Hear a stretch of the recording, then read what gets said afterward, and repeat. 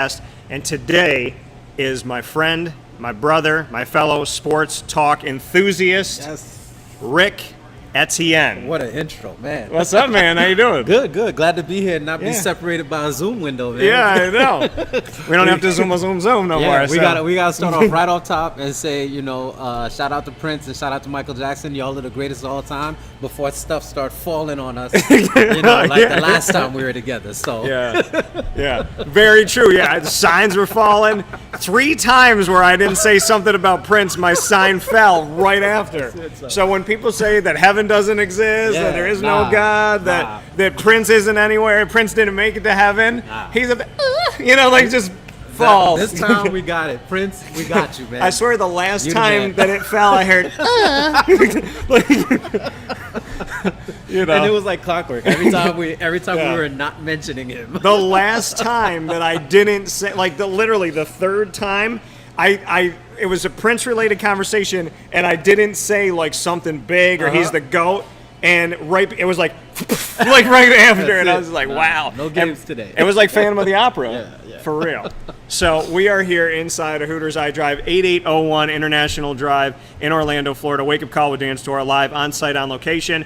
Just as we did to jump off the week with Nate Trout, we'll be joined by the Hooters girls as well. You get to hear their stories and get a behind-the-scenes look at kind of who they are and feature them a little bit too. Rick and I will ask some questions, some hard-hitting ones, music, movies, sports, most importantly. Yeah. I need to see if we got any Dolphin fans in the house. Yesterday I had Florida State, Florida, and UCF covered. So good. No South Florida, no Miami yet. All right, so we'll get there. Yeah, we'll see. We'll get there. We'll find our way through. Yeah. So I want to start off light and easy. Oh man. So let's talk about how the NCAA is done messing up their life. If there was a hypocrisy logo. Yeah. I think it would be the NCAA. Yeah, that sounds about right. And if the NCAA watches this video, I was coerced into saying that. Yeah. But the reality of it all, and this is something I talked about last year during the pandemic, when Mark Emmert, the president of the NCAA, who, mind you, I believe in 2019 made $3 million, at least, when he came out and said, when teams were trying to figure out, schools were saying, do we play, do we not play, conferences, do we play, do we not play, he came out and said, and I'm paraphrasing, I have no jurisdiction. He legitimately said, I cannot tell a team whether or not they can play. I can't tell a school if they can play. I can't tell a conference if they can play. So I said, okay, so if you have no jurisdiction over the schools and conferences that you have jurisdiction over, then haven't you just taken yourself out of your own job? Why are you here? Why are you here? So $3 million to have no control over college football, which is the biggest breadwinner for the NCAA, which helps to pay for his contract, but he has no control over it. Yeah, it's wild. I think one of the things we're seeing lately more than ever, we've all known it. The NCAA is a joke. Yeah. As an organization, for what it stands for what it's supposed to govern, it's a joke. And now we're seeing it in its greatest form, because so many of these schools and conferences are just saying to the point, I don't need you. Yeah. I don't need you, So even with the realignment that we're seeing, the moves that we're seeing with the SEC now about to even become bigger, they said something like, the SEC is gonna make something like $2 billion, and the NCAA as a whole doesn't even make that. Yeah. It goes to show you it's useless as an organization, and they've got to figure something out to get their stuff together. Yeah, it shows you that things don't make any logical sense. Because the NCAA can't exist without college football. Yep. They can attempt to, but there's so much money that's going to be gone. So. Speaking of the money side of things, because we're going to bounce around a little bit here as Wake Up Call is on-site on location at Hooters iDrive, 8801 International Drive in Orlando, Florida. Come out and see us, and thank you for watching on Facebook.com/WakeUpCallDT, Facebook.com/LiveNowDT, YouTube.com/WakeUpCallDT, and of course, those of you that are listening on MixLR.com/WakeUpCallDT, which is also on the homepage of WakeUpCallDT.com. So we appreciate that. The normal times for the show, Monday through Friday, is 9 a.m. to 11 a.m. Eastern Time. But to fit right here with Hooters, the moment they open at 11 a.m., this entire week of Wake Up Call is 11 a.m. to 1 p.m. so that we could be here with the opening of Hooters iDrive and be with you all throughout lunch from 11 a.m. to 1 p.m. So we appreciate you being here. and hanging out with us. Do want to make notes that you can search Wake Up Call with Dan Tortora on Stitcher, Spotify, TuneIn, MixLR, YouTube, iTunes, and Apple Podcasts, iHeartRadio, and Podbean, simply by searching Wake Up Call with Dan Tortora, or one word, Wake Up Call DT. And of course, we want to thank all of our proud partners up in the great state of New York, Cafe Kubal, as well as Carvel DeWitt, Wildcat Sports Pub, Chick-fil-A Cicerone, Chick-fil-A Clay, Victory Sports Medicine and Orthopedics, Avicoli's, Canine Camp Dog Daycare, PB&J's Lunchbox, Millhouse Market, Honda City of Liverpool, Pizza Man, Progressive Dental, Mother's Cupboard, Canine Campground Dog Boarding, and Mon Pa's Kettle Corn and Popcorn Factory. You can get 50 different flavors of kettle corn ordered right here to Orlando or anywhere in the country. Hold on. By going are there 50 different flavors? Yeah, man. Of kettle corn? Yeah, they have over 200 in their wheelhouse, and you can order them by going to maandpazpopcorn.com. And if you use my promo code DT20, that's DT20, anywhere in the country, you can get 20% off of your order. So I implore you to order today and utilize my code, because why not grab 20% off while you're doing it? So with that being stated here on Wake Up Call with Dan Tortora, speaking of the money side of things, your thoughts on name, image, and likeness. We'll paint it with a broad paint brush to start things off. I love it. Okay. Absolutely love it. I'm gonna preface this by saying, like, yeah, I can understand the mindset of limiting the money kids are getting while they're in school. Yeah. And when I say understand, just from the logistical standpoint, yeah, they're getting a free education. I get that. That's cool.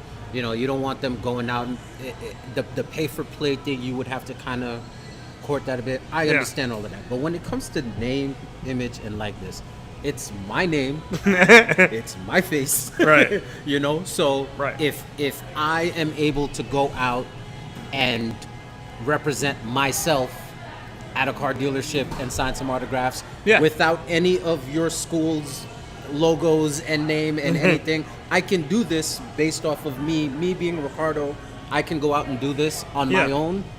I should be able to. You know what I mean? You can't tell somebody, hey, you can't make money off of your name, off of your face. I understand if you want to say, hey, don't use any of the school logos, don't use any of the school mascots and all of that stuff. Fine, you want to do that, that's fine. But you can't tell me what I can and cannot do with my name, my face. Right. You know, so I'm glad that it's something that, at the very least, is finally out there and open and gives these kids an avenue to kind of, you know, be able to monetize their fame a bit. And the one issue I have, a lot of people are going to say, well, you know, nobody would know these kids if they weren't playing for Alabama. Yeah.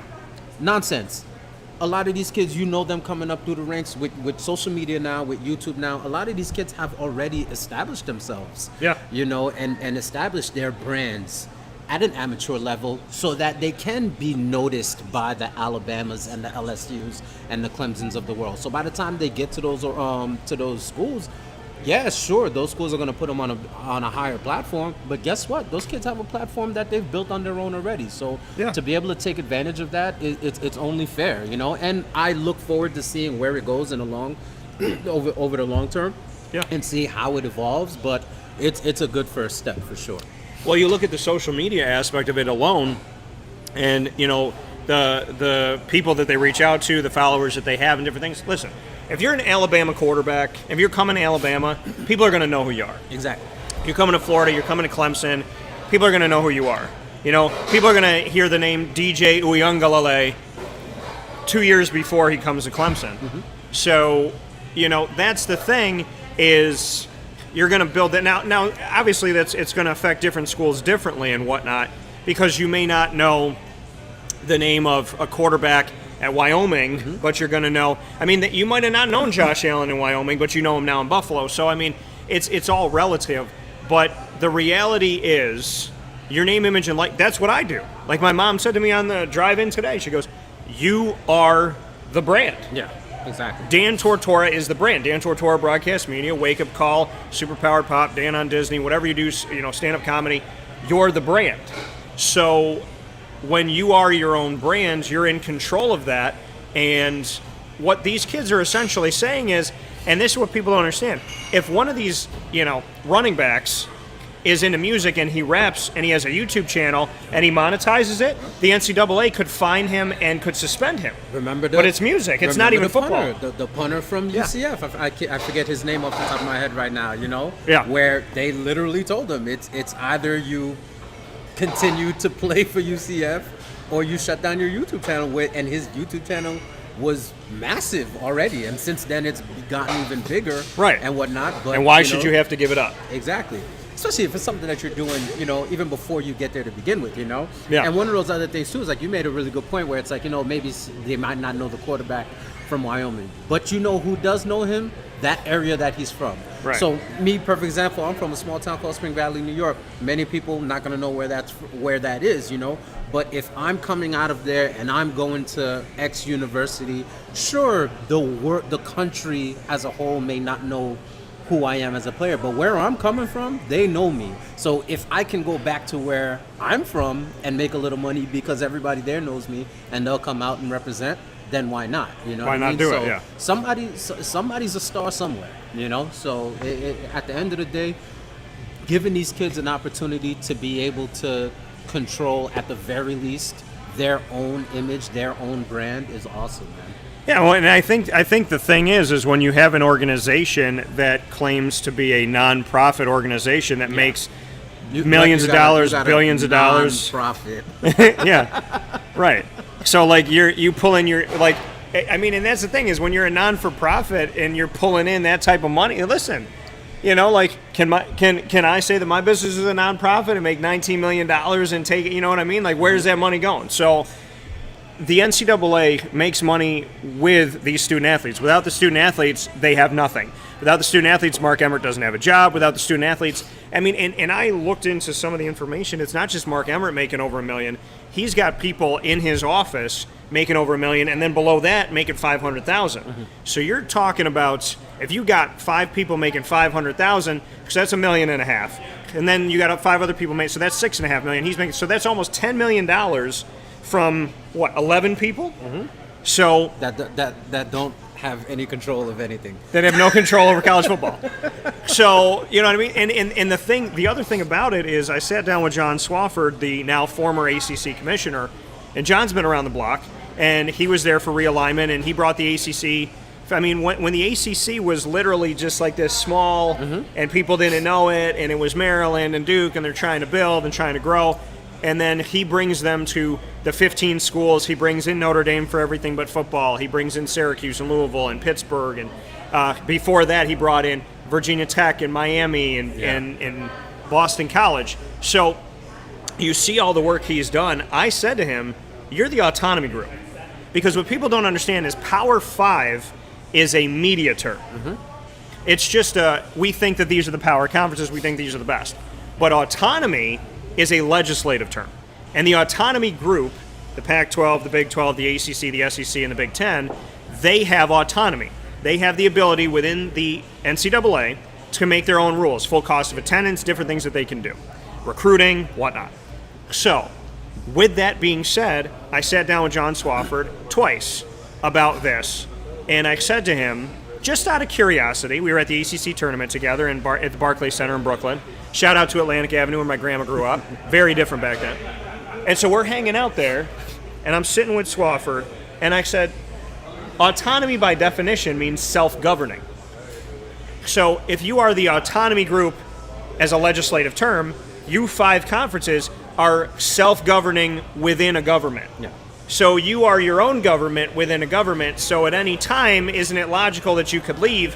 He said, Dan, we don't have any plans to do it now. This was a few years ago. He said, but it's not off the table, and it's not like it's something that isn't a discussion amongst, the people that be. And it makes total sense. I mean, to kind of steal a headline from the, I know we're talking football, we'll steal a headline from the football world. Yeah. You're talking about, look at what just happened recently with the Super League talk, where you had these power clubs throughout Europe who decided same thing. Well, do we really need all of these middle of the road and lower tier clubs to do anything for us? No. If we all get together and do something on our own, we'll be just fine. You know. Right. Now, granted, it completely got blown up and didn't happen, but that's exactly where we're at. Where we're talking with these Power 5 conferences. You know, to your point, like we mentioned, where the SEC is gonna, you know, eventually be making more money than the entire NCAA as a whole. Right. Then what do I need you for? Right.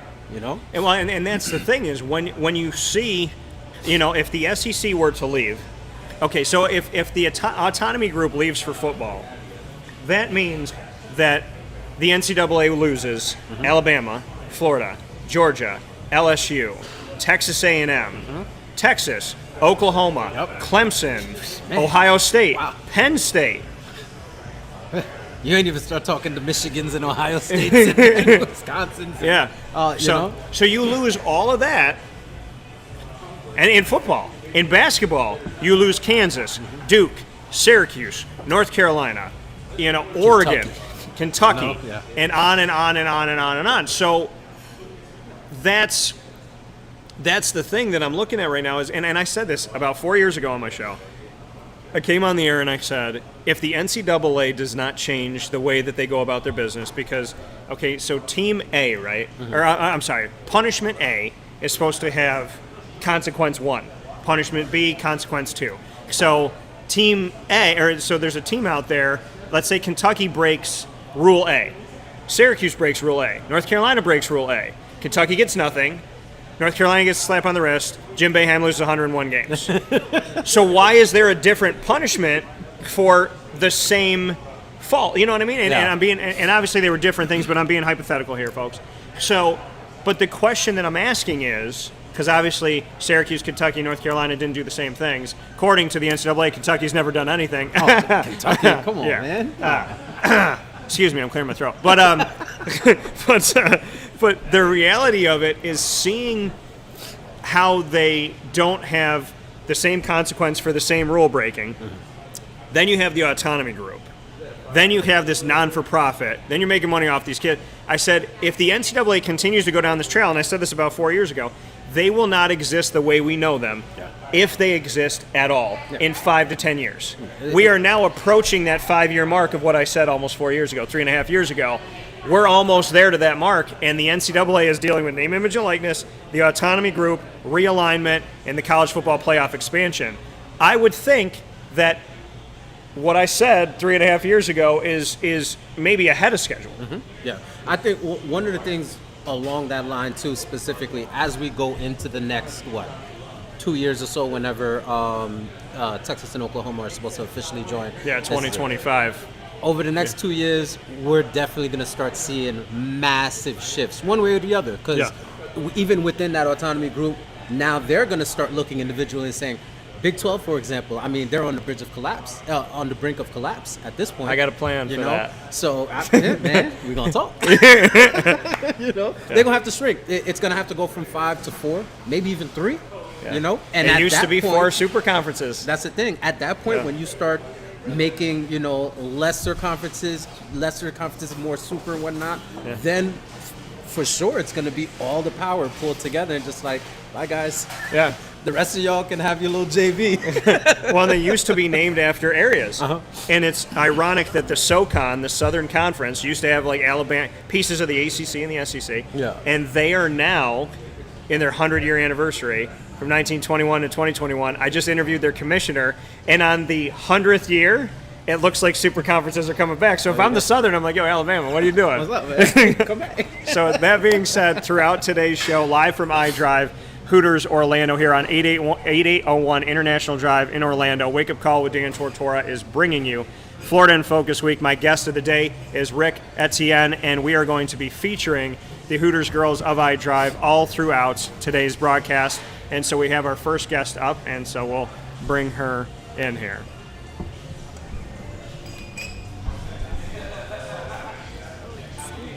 Good? Yep. So welcome. Hello. Let everybody know your name and all the good stuff. So my name is Savannah. Okay. Pretty much as good as it gets. So Can't be all the good stuff. Yeah. So where did Savannah come from? Do you know where they brought the name from? Honestly, my mom liked the town, but she wanted it to be unique, so I spell it differently. I only have one N. Okay. But I just say that she didn't want me to find my name on a keychain.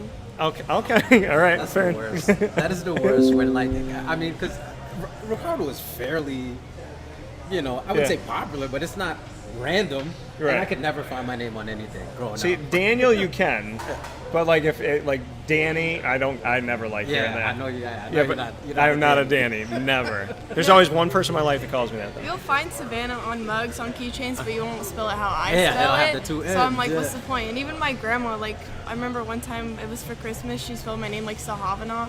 And I was like, you're my grandma, you don't even know how to spell my name? Like, she had like an H, like 3 H's in there, and I was like, that's not even close. Like, I get like 2 N's or no H, but 3 H's. Like, That's how people She really spell their tried me with that one. Yeah. So she got you. So you have to personalize your own keychains, which you can do all over Orlando. Though. Yeah, you can. You can do that. You're in the right place for that. You're the But now I right. just have my little Hooters keychain. That's it. Okay. Gotta represent. All right. Fair enough. So why come to Hooters I Drive? What made you come here? Honestly, I knew some of the girls that already worked here, Okay. and that they said that they really liked working here, and all of my family has been Hooters girls. Okay. And honestly, I just wanted to make some money while I live in college, because I'm not trying to be broke. Fair This enough. is a good way to not be broke. So you have family that has. So how many people in the family have worked at Hooters? 5. 5. And who are they? All of them are my aunts. All of your aunts. Yep. Okay. All right. So shout out to your aunts. Were they in Orlando or? No, they were actually in Newport Richie Okay. All on right. the boat ramp. I could imagine that's got to be busy. And it's all outside. Like, Yeah. there's no inside. So she was like, and they had different uniforms back then. So she was like, it was totally different from what it is now. So, are you born and raised Florida? Yep, I'm from Tampa. Oh, very nice. In Tampa. Okay. Do you have a favorite sports team? Do you like South Florida? It's funny. I actually went to South Florida, Okay. but now I go to UCF. This is what we dealt with yesterday. I went to Florida, now I go to Florida State or go to UCF, but none of the girls had seen they had not seen any games. Did you go to a game? I did. I went to USF versus UCF. That's a good one. That's a good one. That's a game that I went rivalry. to, Yeah, that's a yeah. rivalry game. Was it here or at USF? It was at USF last year, I Okay. think. Okay. I'm pretty sure it was. And USF has been terrible in that rivalry recently.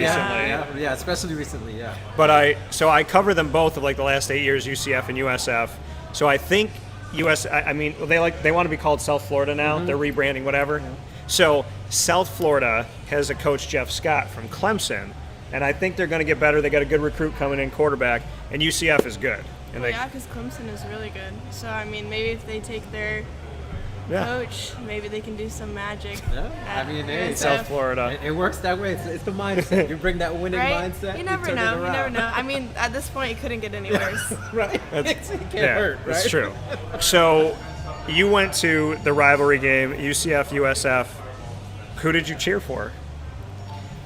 Well, at the time, I had already gone to UCF. Like, I had already transferred, Okay. but I was wearing a USF shirt Okay.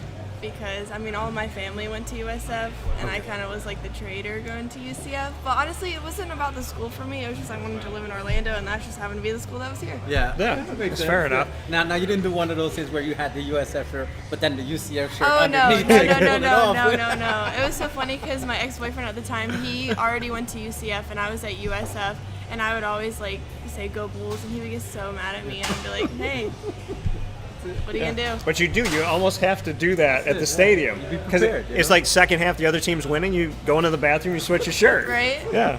I mean, got to get on the wagon. So UCF, you know that the stadium's called the Bounce House. Do you know that? Okay. So it literally shakes, and we spoke about this here at Hooters I Drive yesterday, that when you're in the press box, if you're jumping on the bleachers, it will like physically move us in the media frontward and backward like Oh, we're in a really? simulator. Yeah, because I've been in the stadium, like I've been in the bounce house, and when we're on there, I always like fall off the bleachers, and I feel so bad because I'm like knocking everybody over, especially when we have the flags going up and down. I'm like, y'all gotta relax. Like, bleachers are so underrated. Like, I mean, when Yeah. it comes to like the real vibe Cheap is of underrated. of football, like, Yeah. I mean, bleachers. Like, give me some bleachers. Like, even when, before they did the complete renovation at at the Citrus Bowl. Yeah. I remember we went to. Oh, I think yeah. it was Florida State Ole Miss or something like that we went to. The atmosphere was crazy just because you feel like at any moment you might fall off and die. Oh, You yeah. know what I mean? So like That's that. the dome in Syracuse. It's just bleachers and cement. Yeah. Like, it's not comfortable. Your butt falls asleep. It's cold. That's why you gotta get those little bleacher pads. Yeah, right. I Yeah, know. right. See, everybody got I 'em. see people like you'll see like the older people. They got the chairs. They Uh-huh. got their fan They going. got They got an armrests umbrella. on them and I was like, everything, I'm yeah. trying to go sit by you. Like I don't want to sit with the students. Like I don't want to sit in the student section. Like I'm trying to go over there where it's nice. Yeah, my dad we didn't have those, so he had pieces of insulation. And we drove down to New York City. So he brought the insulation to sit on. There's these foam blocks, they weigh nothing. Yeah. Brought them into the arena, sit on them. You stay warm the whole time. And we had hand warmers, it was perfect. I was like, shout out to my dad. But So, not here.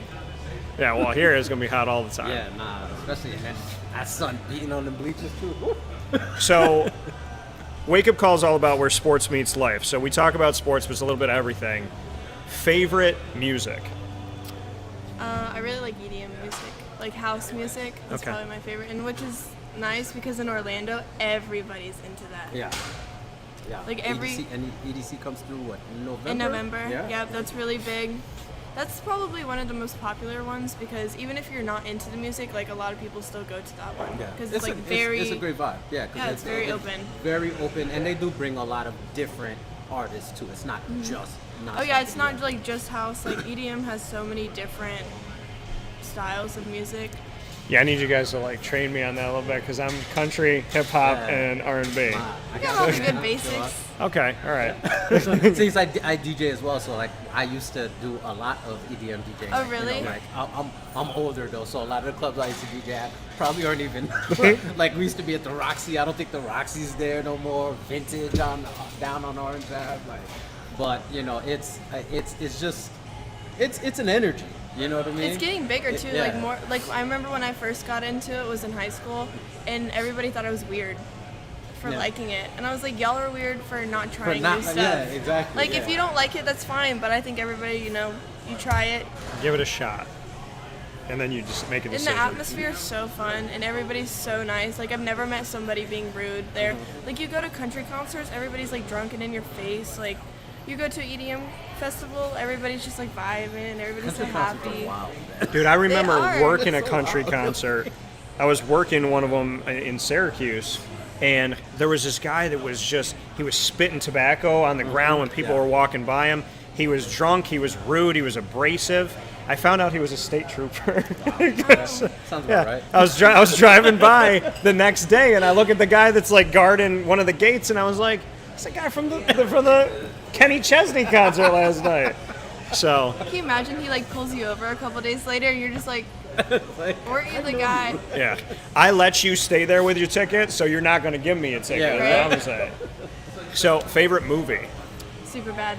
I love that. I actually named my dog after the show. Good call. Oh, you did? Yeah, What's- McLovin. Oh, that's great. What kind of dog? He's a Jack Russell Beagle mix. Okay, and his name is McLovin. Well, I like that's that. his last name. What's his first full name? name is Bo Butter McLovin. Bo 'Cause I Butter wanted to McLovin. name him Butter, but everybody was like, that's stupid. So I was like, well, it's going to be in his middle name then. Bo Butter McLovin. Yep. That's a name. That's like a new rapper. Right? I like Bo Butter McLovin.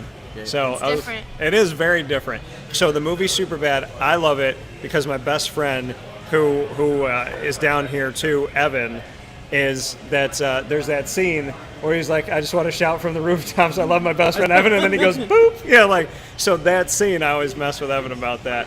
But yeah, Superbad is a very underrated movie. Yeah.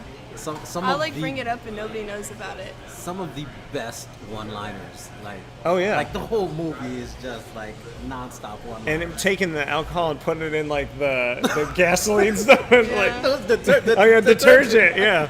Oh my goodness. Nah, So, the best. what, do you have a favorite line that you quote, or lines? I mean, I probably couldn't quote. Okay. anything Do you have a from favorite it. part of the movie? Probably when he actually convinced the cops that his ID was real in the convenience store. Because he like gave it to him, they're like, "Oh, just McLovin," and then the cops end up giving him a ride Yeah. to like the party, and I'm just like, And the dude, cops what are are you, raging out the whole rest of the way. right? Yeah. We told you to pick any name. You picked McLovin from Hawaii. Just one name, like Cher. You're like yeah. just McLovin, like Who's the best? You look like Aladdin. I like the fact, though, that, and I actually have it in my bag. So they had a driver's license at a restaurant that I went to, Cooper's in Scranton, Pennsylvania, which is actually featured in the Office TV show. They talk about it. And I got the Marty McFly thing from Back to the Future, but they also have McLovin's ID that you can buy there. Oh yeah, I which have is a pretty little cool. like sticker of it on my mini fridge. Yeah. That was ID. That's a good Bo Butter McLovin. Yeah. I think that might be like my like street name or something like that. That's the new spirit. Yeah, can we steal that name for certain things? I mean, if you know how to spell it. Oh man. Oh, okay. Now I'm intrigued. So you spell Savannah different. How do you spell Bo Butter McLovin? Well, butter and the McLovin is obviously just how The it same. sounds, but Bo is BAUX. Okay. Okay. So you're like New Orleans style. I'm trying to be a little different because I feel like BO, that's so like hillbilly, you know? I mean, that's like, I'm from like a little small town outside of Tampa and it's very like hillbilly. Yeah. And I was like, and my dog's from Orlando, so I was like, we're gonna switch it up a little bit. Different. He's I like different, Bo. yeah. And then to the point. Yeah, so you got a different Savannah spelling, so you know Right? you gotta go different keep with it, Bo gotta keep also. it going. Yeah, Bo deserves to have a name that nobody else can copy. Exactly. So I do a thing on my show where I flip it, and it's called Rapid Fire, where instead of us asking the questions, the interviewee can put us on the hot seat. Savannah, I'm going to let you do this since you've been an awesome guest. You can ask Rick one question, you can ask me a question, and we're live. We have to answer the question. I wish I would have had a little bit more time to prepare my question. It's rapid Put me fire. On the spot. It's rapid fire. Okay, what brings you to Hooters on iDrive?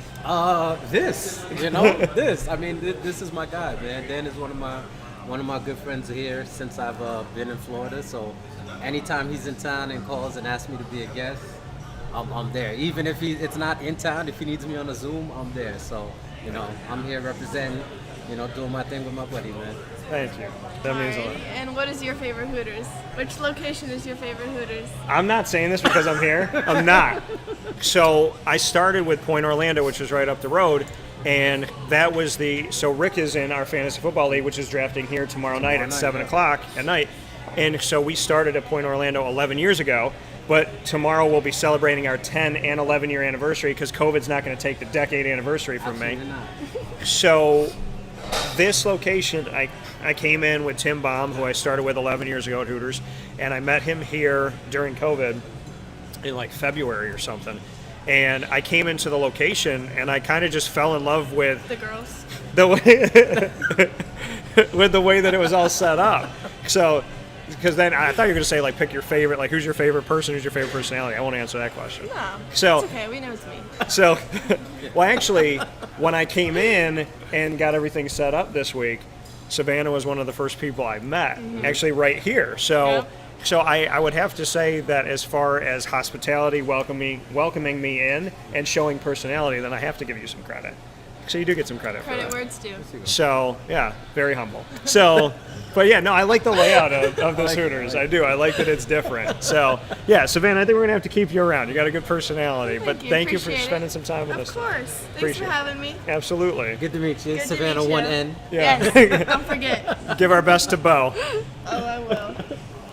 So with that being said, here on Wake Up Call with Dan Tortora, we are live from iDrive at Hooters on 8801 International Drive. We're going to take a step aside for a fast break, and we will come back right after this inside of Hooters, hanging out with you, and always appreciate being here with an awesome team. Shout out to Jeff, to Tim, to Farron, and to all of the Hooters girls here. They make the experience awesome. And shout out to M3 as well. I want to give a big time shout out to Julia and Michaela for all they're doing behind the scenes. So thank you for your work. Rick and I will be back right after this fast break where sports meets life on Wake Up Call with Dan Tortora.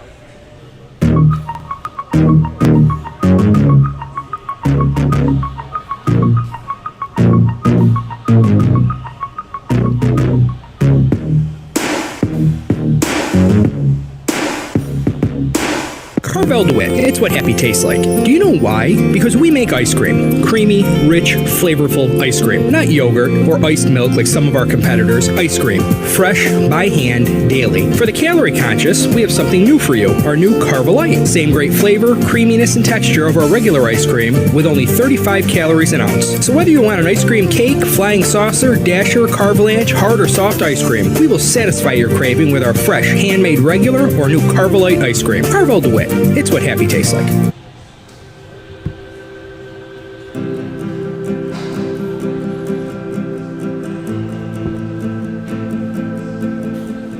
Cafe Cabal offers same-day local delivery of our products, offering no delivery charge for Onondaga County. Shop cafecabal.com for fresh roasted coffee beans, cold brew, travel mugs, and all your essential Cafe Cabal needs. Cafe Cabal, coffee for the soul.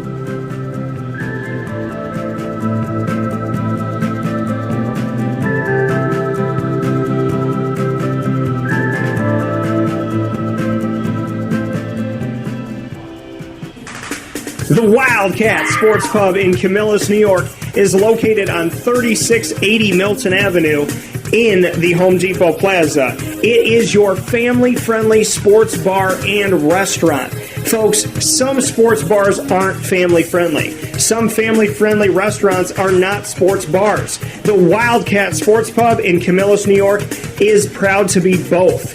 It is that marriage that you've been looking for years. The Wildcat Sports Pub is your home base for your sports bar and restaurant needs, games for the kids, indoor and outdoor activities, and enough things on the menu to come back every single week and get to try something new. They're open Sundays from noon to 8 p.m., Monday through Wednesday, 11 a.m. to 11 p.m., and Thursday through Saturday from 11 a.m. to midnight. For reservations and party information, call 315-487-2222 for the Wildcat family-friendly sports pub and restaurant.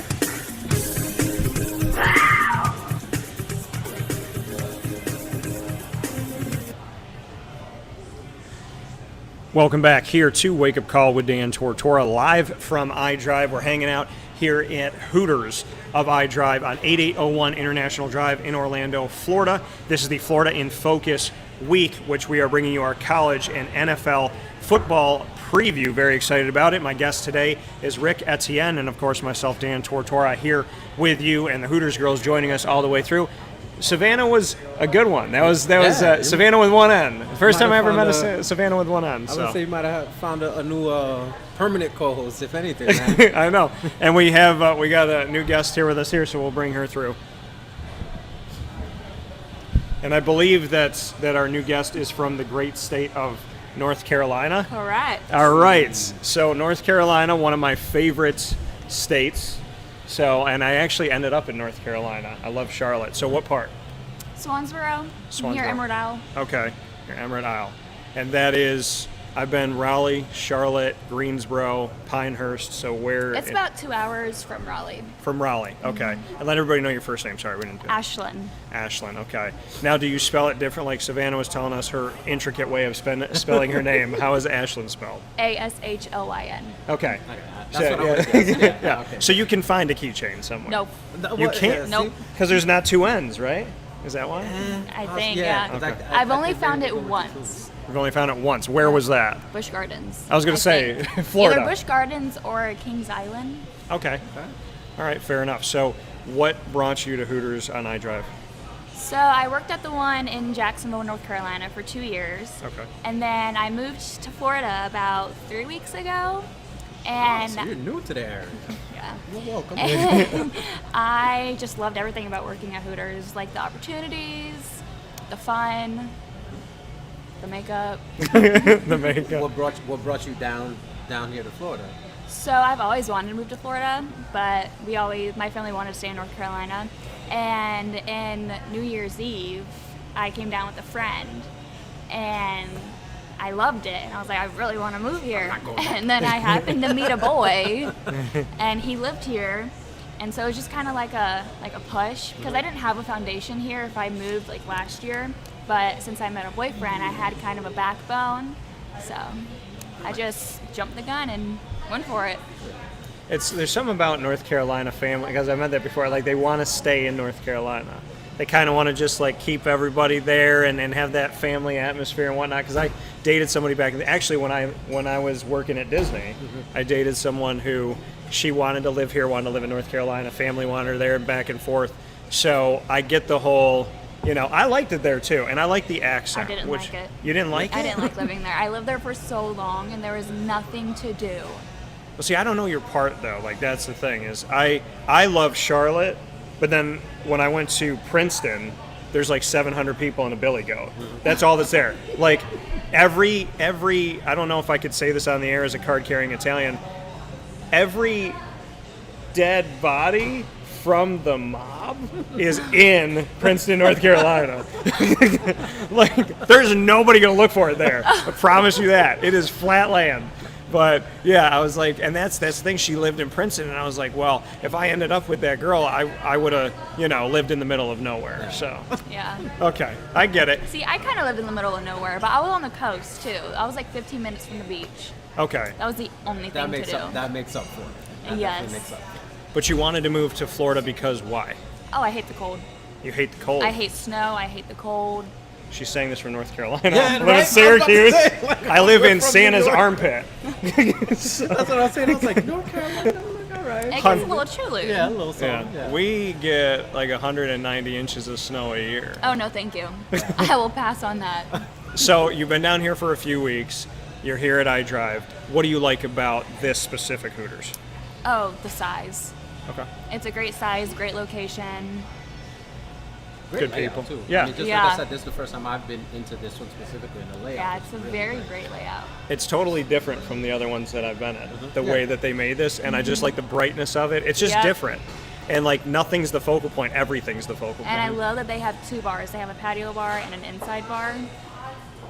No, And- and it's very iDrive too. Like I think that's one of the things that's super important. Yeah. When you're putting anything, whether it's retail space, entertainment, food and beverage, if you're putting something in iDrive Orlando, it has to scream Yeah. iDrive Orlando. And like, you could come in blindfolded and be like, oh yeah, I'm in the middle of iDrive. That's iDrive. Yeah. Yeah, it makes sense. So we have gone into and out of the sports world. Are you a sports fan? It depends. You're from North Carolina. So do you have a North Carolina college team? Well, I go to ECU. I love it. See, that's another school. So the American Athletic Conference, I have East Carolina of the last 9 years. So I know the Pirates very well. And I know all of their coaches. And Ruffin McNeil was my guy, and then Scotty Montgomery, and now they have Mike Houston, who will be featured on the show next week. But I'm a big fan of ECU, which I don't think it's enough love. So that's cool to hear that. They've had some success lately too. Yeah. The programs look really well. They'll start hopefully hiking up here. So what do you like about East Carolina now that I get to shamelessly plug ECU? So I love the parties there, but the parties kind of screwed me over freshman year. Okay. It's just like one giant community, really. Okay, fair enough. Have you been to the Pirates games? Yes. You have. So they firing off everything and getting yeah. to see that. Yeah. And then the no quarter flag. Yeah, you like it? You enjoy it? Yeah, East Carolina is just, it doesn't get enough, because it's always like Duke, North Carolina. If you had to pick between Duke and Chapel Hill, who would you pick? Oh, I'm Duke all the way. They have a prettier blue. Said no woman I've ever met ever. Navy versus baby blue? Oh, I hate baby blue. Baby blue. Ugh, no. Wow. Carolina blue is my all-time favorite. Wow. Duke blue all the way. All-time favorite color. And I cover them both. Yeah. And Grayson Allen was, when I interviewed him, he was such a nice guy. I asked him why what he thought about being the most hated person in America. But okay, so we're not going to go farther with the Duke conversation. I can't do that to myself. So, have you ever liked anything Wake Forest or NC State? No. Okay. All right. Fair enough. No. Nothing there. Not important. Music. What are you listening to? I like all kinds of music. Okay.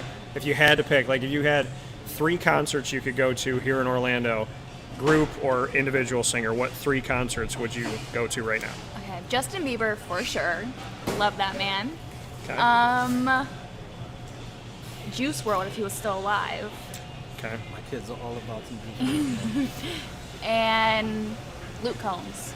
And Luke Combs. Okay. an eclectic group. I was about to say, good diversity. I told you I listen to everything. So Justin Bieber, I met when he was 14. He came to the radio station. No way. So I was working at ESPN in Syracuse. It was 1260 at the time, and 93Q. And they said, there's this kid coming in. He's 14 years old. He's going to play for us. I'm thinking at 4 o'clock, I was like, I could stop working.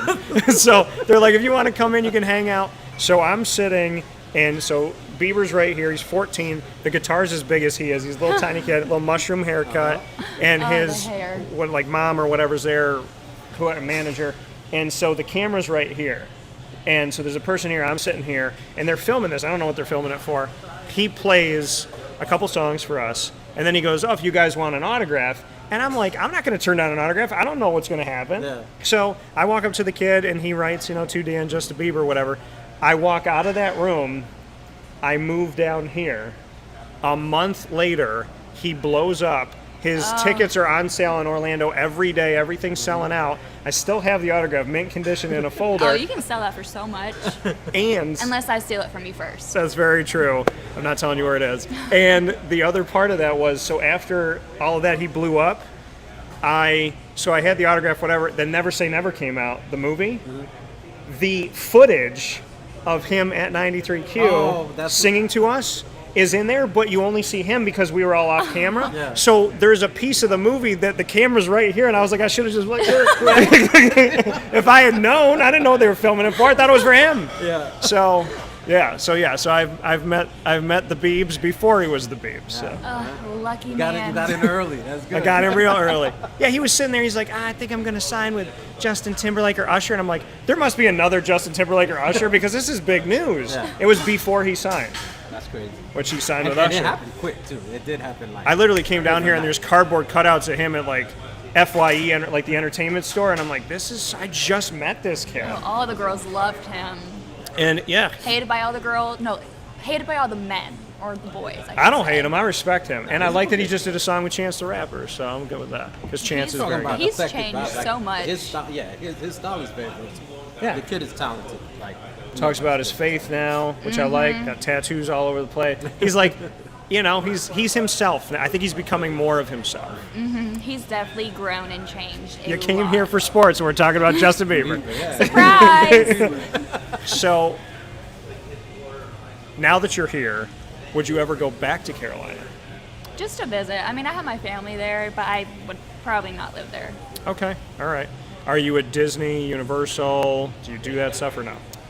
I've been to Disney a couple of times, but I just think it's overrated, honestly. Okay. now, is that since you've been here or growing up did you used to come as well? I think I've only been like once or twice, maybe when I was younger. But back in February, me and my boyfriend went to Animal Kingdom and Magic Kingdom, and it was fun. Yeah, see, because that's the same with me. Like, I'm not from here originally neither, and growing up, I only came down like once or twice growing up. So whenever I moved down here and I start going often, like you, I'm just like, I don't see the hype. Like, give me Six Flags. Like, I want to go to Great Adventures, man. Like, this is nothing. I'll go to Universal. I just don't want to buy the ticket.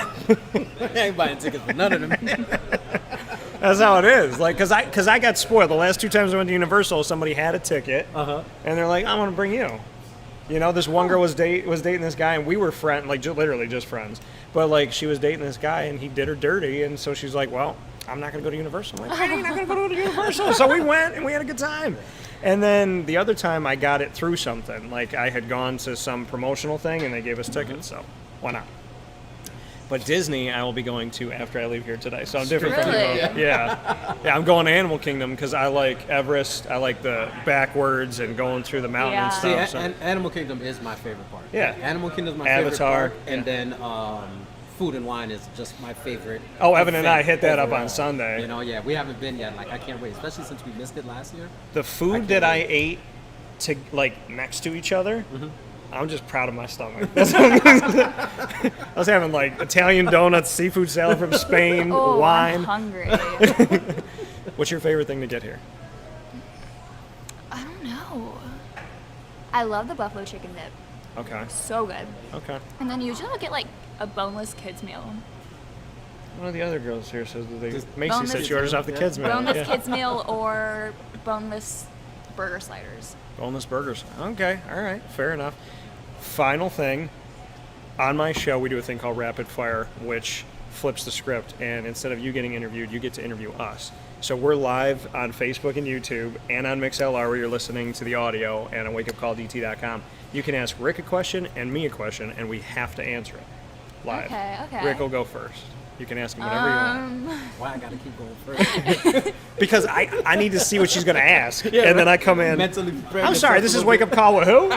So, I'll give you that. all right. It's All your right, turn. I got one. Right. What's one thing nobody knows about you?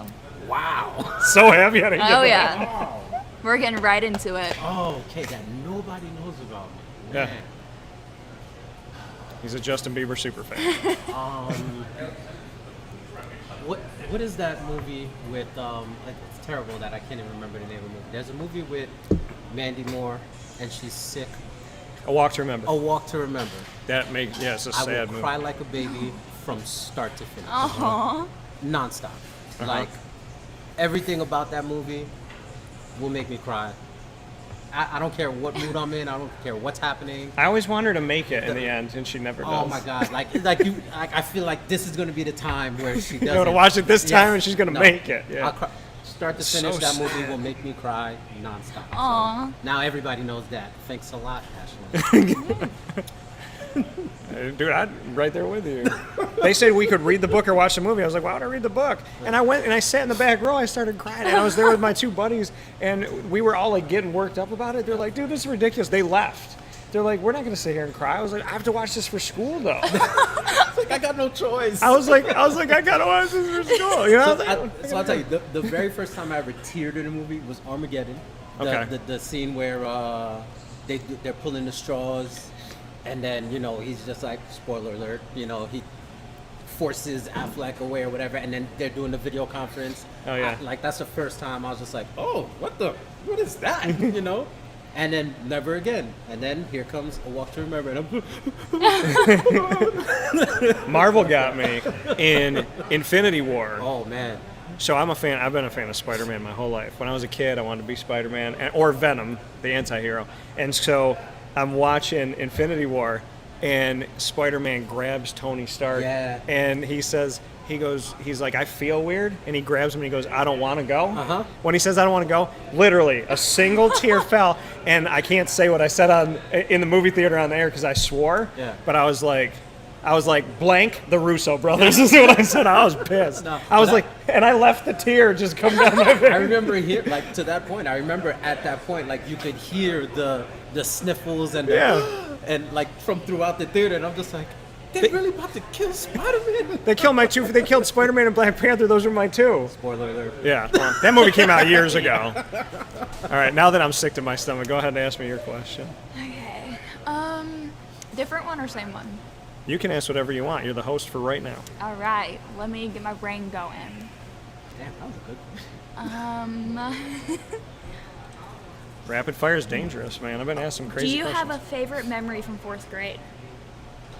Wow, 4th grade specifically. Let me go back. Do you have a favorite memory? Two came to mind immediately. One of them paints me in a horrible light. No, that's the one we need. Yeah, we need to hear it. So I'll tell the funnier one second. So the first one is I had Mrs. Anderson was my teacher, and so I'm there in 4th grade, and she told us we had to take all of our books out of our thing, out of our locker, and I don't think she meant like at the same time right away. So I'm like, I'm a little kid, whatever, and I took all my books and put them in my duffel bag, and I'm carrying them, and when I swung it, I almost fell down the stairs, and I was like, you told us to take all our books, and she's looking at me, and I was like, this was what you said. I took the literal of what you said. It's following directions. The other one is we had a substitute teacher, and she was an older lady. I'm going to sound so bad.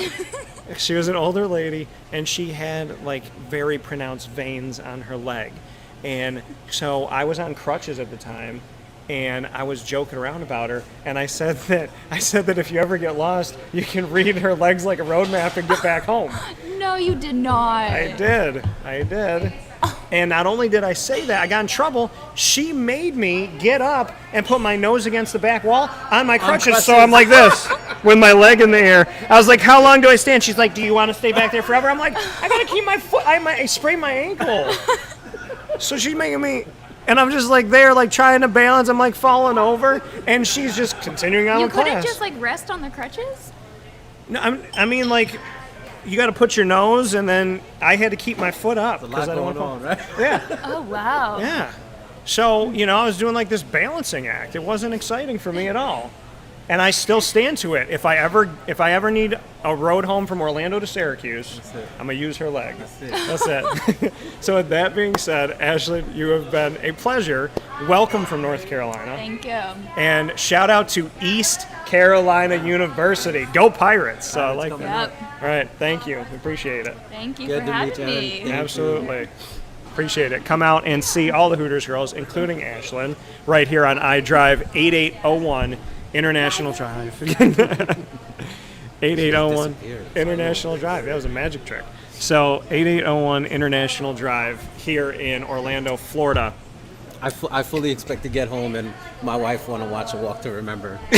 Just like, huh? You gonna cry, huh? Dude, I want to watch it with you and just like Yeah. like we both cried in the middle of it. We just like bump That's fists. I'd be like, bro, It's an I emotional thought she was movie. gonna make it the 19th time I watched it. Oh man, that movie always gets me, bro. See, but I'm not even like, you shouldn't even be embarrassed because I'm seconding you. Like, I can't. It'll be on in the middle of the day. Like, remember Yeah. UPN? Like Sunday at 3 o'clock, it's on UPN, Yep. and Got you. I'm laying on the couch watching it, and I'm like, Crying I'm, through I'm like, commercials. why am I watching this? Like, what is wrong with me? And it's one of those that even if you're just channel surfing and you happen to see it, like, oh, Yeah. here we go. Can we I'm talk stuck. about movies that we own but we watch when they're on TV? Oh, yeah. With commercials? Yeah. Dark of the Moon, Transformers 3 on FX. I don't know listen. why I watch it every time. Any of the Marvel movies. Let's start there. The Matrix, that's another one. Like, it'll be on TNT at least twice a week. Yeah. And I'm just like, all right, I guess we're watching The Matrix. Yeah, like I'm going to bed. I'm going to bed at like 12:07 in the morning, and I'm like, well, Ninja Turtles 2: Secret of the Ooze is on. Guess I'm staying up till 3. And Like, that's always my wife's go-to, like, babe, don't we have this? Like, yeah. Like, someone just put it on. Like, it is on. why put it on when it's already there? It's like I got all these DVDs, I got Netflix, I got Disney Plus, Yeah. but when TBS has got a special on, it. I'm You know in they'll it. run them back to back too, so one will end Yeah. and be like, "Ooh, the sequel!" Wait, and this is me. This is I'm serious. On FX, it's like, what's coming up after Dark of the Moon?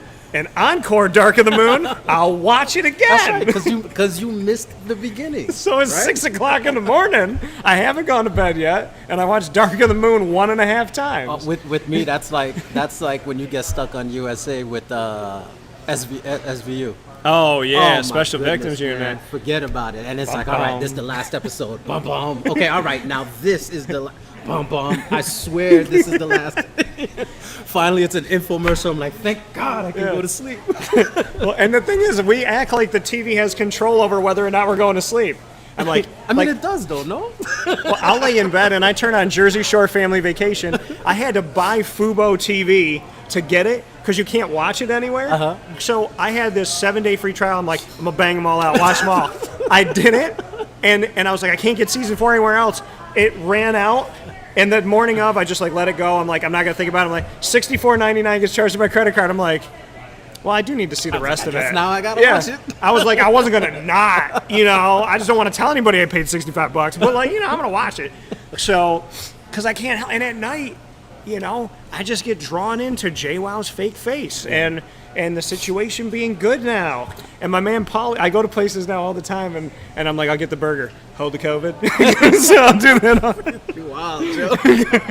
I can't help myself. I watch TV from midnight on. That's my life. I work all day. I do stuff. I do like nighttime events and whatever. So like I'm always watching TV at 11 o'clock, 12 o'clock, 1 o'clock in the morning. Yeah, my favorite is, Netflix trying my life. Like, are you still watching? Like, yes, I am aware it's 5:30 in the morning, Yeah. but yes, I am still watching. I was like, yeah, I'm watching New Girl. Why wouldn't I? You know, good movie though, and I mentioned this before, Fatherhood with Kevin Hart. Still haven't watched it because like it's one of those things we have that list of movies that it's like okay, we're all gonna watch together. You're gonna cry, but though. then we can't all get together and watch it. So you're gonna cry, Rick. Yeah, you're gonna cry. Yeah, good. Now I've heard nothing but good things. Everybody's told me how good it is. So. It's funny, but it's sad. But then it also I could relate to parts of it, which were really cool. And when he meets the right person for him, which hasn't happened yet, but when he done, I'm not a ton of wrong. Yeah. But I'm getting there. I think I got to keep her. I think if I check off all the bad ones, I'm only gonna be left with the good. That's how I'm looking at it. Yeah. I'm going at it from the angle of let me eat all the old pizza before I get the new slice. That nice, good, fresh slice. Yeah. Let me eat all the pizza under the bed. Ooh, man, that's the worst pizza, man. So I'm saying it's probably better than what I've seen. Hanging out here with Ric Etienne, myself, Dan Tortora, Wake Up Call, live from iDrive, Hooters Orlando, 8801 International Drive. Come out and see us in Orlando, Florida. And, of course, you're watching on Facebook.com/live now, DT, Facebook.com/Wake Up Call DT, YouTube.com/Wake Up Call DT, and you're listening on MixLR.com/Wake Up Call DT, as well as on the homepage of Wake Up Call DT. So we appreciate you being here, hanging out with us, and having some fun. And there you go. All right, so we're going to bring on Jordan here. We have a moment here with Mrs. Jordan. What did you say? I was ducking under a cord. Ducking the cord? All right. So we have Jordan here yesterday. She was the behind-the-scenes assist that we had for all of the interviews yesterday, so thank you for that. Yeah, no problem. So Jordan's here with us. Like I said, Ric Etienne, myself, Dan Tortora. We are live from iDrive in Florida in Focus Week. We're talking about college football, the NFL, and definitely we're very nice toward the NCAA in the beginning. Of course. And now we're talking about a little bit of everything. So, Jordan, you have an interesting story because you have done a lot of different things here, and you've been a Hooters girl, you've been at the bar, but then you're also working in the management world. Bring me into kind of how it all came together. Well, about 4 years ago here, I used to work at Ace Hardware, and that is what I did until I graduated with my AA, and I had just randomly met a girl that had worked here through my graduation ceremony. She was like, hey, you're really nice. I think that you would do really well with my company, Hooters. You should come apply. And I was like, no, I really like my job at Ace Hardware. I think I'm going to stay. And then about a week later, I had thought on it, and I was like, I think I actually want to try this. So I put in my application, and thank God I actually got hired. I started doing that for a while I was in school, making money. I got promoted on the bar, which is super nice. And then come here last spring, I just graduated. So kind of as, I guess, a promotion, celebratory of me graduating, I got my bachelor's in hospitality management. So kind of this. Yeah. They decided to promote me and move me up to an hourly manager.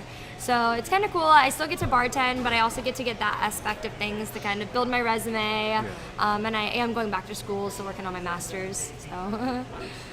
And so for hospitality, what can you say about, because we talked about it a little bit off the air, that Hooters is, at least from my perspective, and 11 years ago to now, working with Tim Baum and Jeff Spraker, obviously Farron here and whatnot, it's a company filled with people that are organized. They want to make sure that everything is kind of put together in the right way. I just feel like there's really good people behind the scenes that don't get talked about enough. That's definitely true. That is 100% the case. There are so many good hearts just in this company. Just from the kitchen guys, yeah. The higher ups, the people you don't really see too much. There's so many just genuine people that work here. Sports-wise, do you have a team? College or college team? And pro, whatever you want to go with first. So for college, I went to UCF, so obviously Knights, but my boyfriend's family, his family was FSU alum, okay. So also go Knowles. Exactly, yeah. And then as far as professional goes, I'm from Florida. Yeah. We don't have the best luck here with our teams. And then also my parents, they happen to be, Dallas Cowboys fans. So just all around, I support Florida teams and Dallas Cowboys, but, Fair enough. So UCF and Florida State don't cross, right? Because you got UCF, South Florida, you got Florida State. Here's a cool thing with UCF and Florida State. Mackenzie, see him back. I'm ecstatic about this. So you can actually love them both through just Mackenzie Milton. Perfect. I love him already. Yeah, he's a really good guy. And shout out to him because he gave, when I asked him a question about, getting back on the field, he shouted out his mom. His mom came to live with him for 2 years, and she helped him rehab and get better. And for, a young man to even say, hey, I live with my mom, and, she did all this, he's got a quality mom. And so I want to shout out Miss Milton there because she's pretty awesome. So and he's one of those guys. He took advantage of that name and image and likeness right away too. Him and De'Ara King, yeah, immediately. Yep. So sports-wise, then we talked off the air about UCF. Are you going to go to the bounce house this year? I am 100% going to try. I told him yesterday I have gone to UCF for the past 4 years and I have never been to a game. Not one game. I know. I've been to more games over the last 10 years. Yeah, it's crazy. It's crazy. So I always wanted to. I never did, and it's such a shame too because we get free tickets. I'm pretty sure. Yeah. So now that I'm back from my master's degree, I'm going to UCF again. I have to. It's one of my goals that I need to go to a game. We're gonna keep tabs. So, okay. Every home game we're gonna cross. Like, hey, did you go? Did Jordan go? I got you guys. I won't disappoint. because so I'm gonna Ashland's try to go to game. the Boise game coming Okay. up. Yeah, I got a plan. Because Ashland's East Carolina, you're UCF. They play each other. So I'm going to keep tabs on that game. We should go to the game together. You should go to the game. I'll talk to Live. her. We'll We'll go get live. together. We'll go live from there. Yeah. They'll be in the parking lot like, I'll have should my we? people contact her people. Yeah.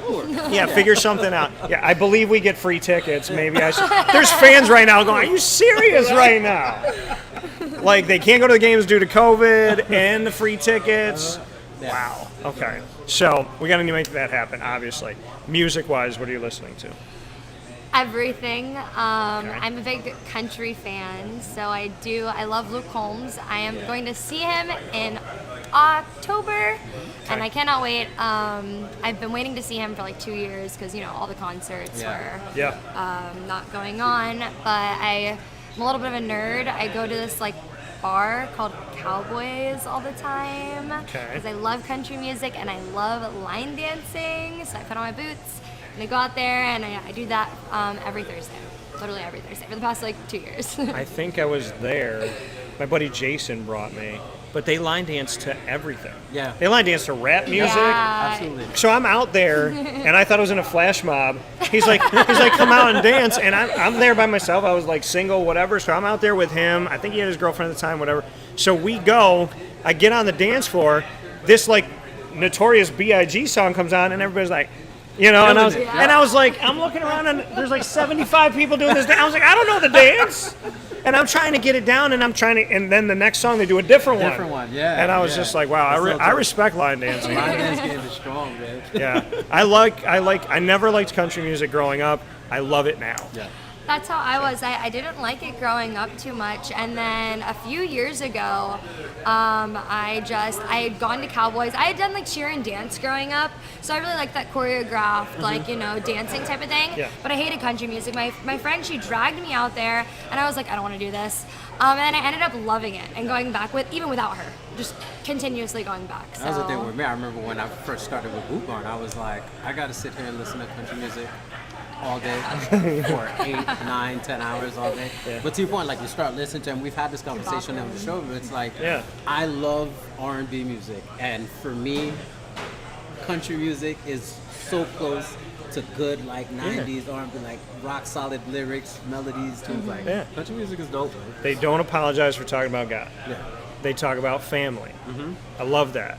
And the songs are real. And when I don't want to get in my feelings, I go to Drake. But when I want to get in my feelings, then I go to Luke Combs and I go to, Rascal Flatts and Florida Georgia Line and all that stuff. But see, country, I can listen to it today, but there's those days where I'm like, I don't want to feel that today. I agree with that. I just can't do that today. Yeah. I can listen to Mayberry by Rascal Flatts because they talk about cherry Coke, and I'm fine with that. Favorite movie of all time? Of all time? That's so hard. I don't know if I have a favorite movie of all time. I like horror films in general. I do like horror movies. Okay. Scary things. I've been currently watching Z Nation, which is like a zombie apocalypse kind Okay. of. They just came out with I guess a prequel called Black Summer on Netflix. Okay. And I had watched that during COVID, and I got really into it. I thought it was really cool, really good. Just the way they set up the episodes, it'd be like the same scene, but from different people's perspectives. So it was just really interesting. It was like a different type of film, yeah.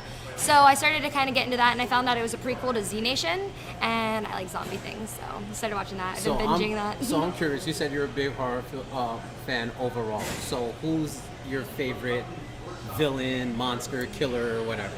Oh, it's kind of hard. I gotta like put my earmuffs on because scary movie. I don't like Exorcist movies. Yeah. I can watch some of that. I Like, think those are the scariest ones. Like, See, I 'cause don't- I'm a Nightmare on Elm Street. I was gonna Freddy say I Krueger like guy. Chucky a lot. Oh, see, Chucky's I dope did. too. I was Chucky for Halloween last year, so I really like Chucky. So my I think daughter he's was cool. Chucky, actually. Yeah. Wait, hold on. Can we pick that up? Because we follow each other on here. Would It's you? on there. Can I is pick it on- up? Yeah, All right. yeah. I'm gonna search for it right now. Okay, let's pick you up here. That was one of those I have things a like we were couple. shopping for Okay. It might be costumes down. with my I'm not daughter. last week. And same thing. She goes in, she sees the Chucky costume. She's like, I want to be Chucky. I was so wow. That's pretty cool. Can you show that? Look at that. It doesn't even look like you at all. I had a wig on. I pulled that off. Yeah, that's good. That's horrifying. Nah, when my daughter chose Chucky, I was like, Daddy's girl. and then she goes walking around with a little knife. I'm like, my Want to play a game?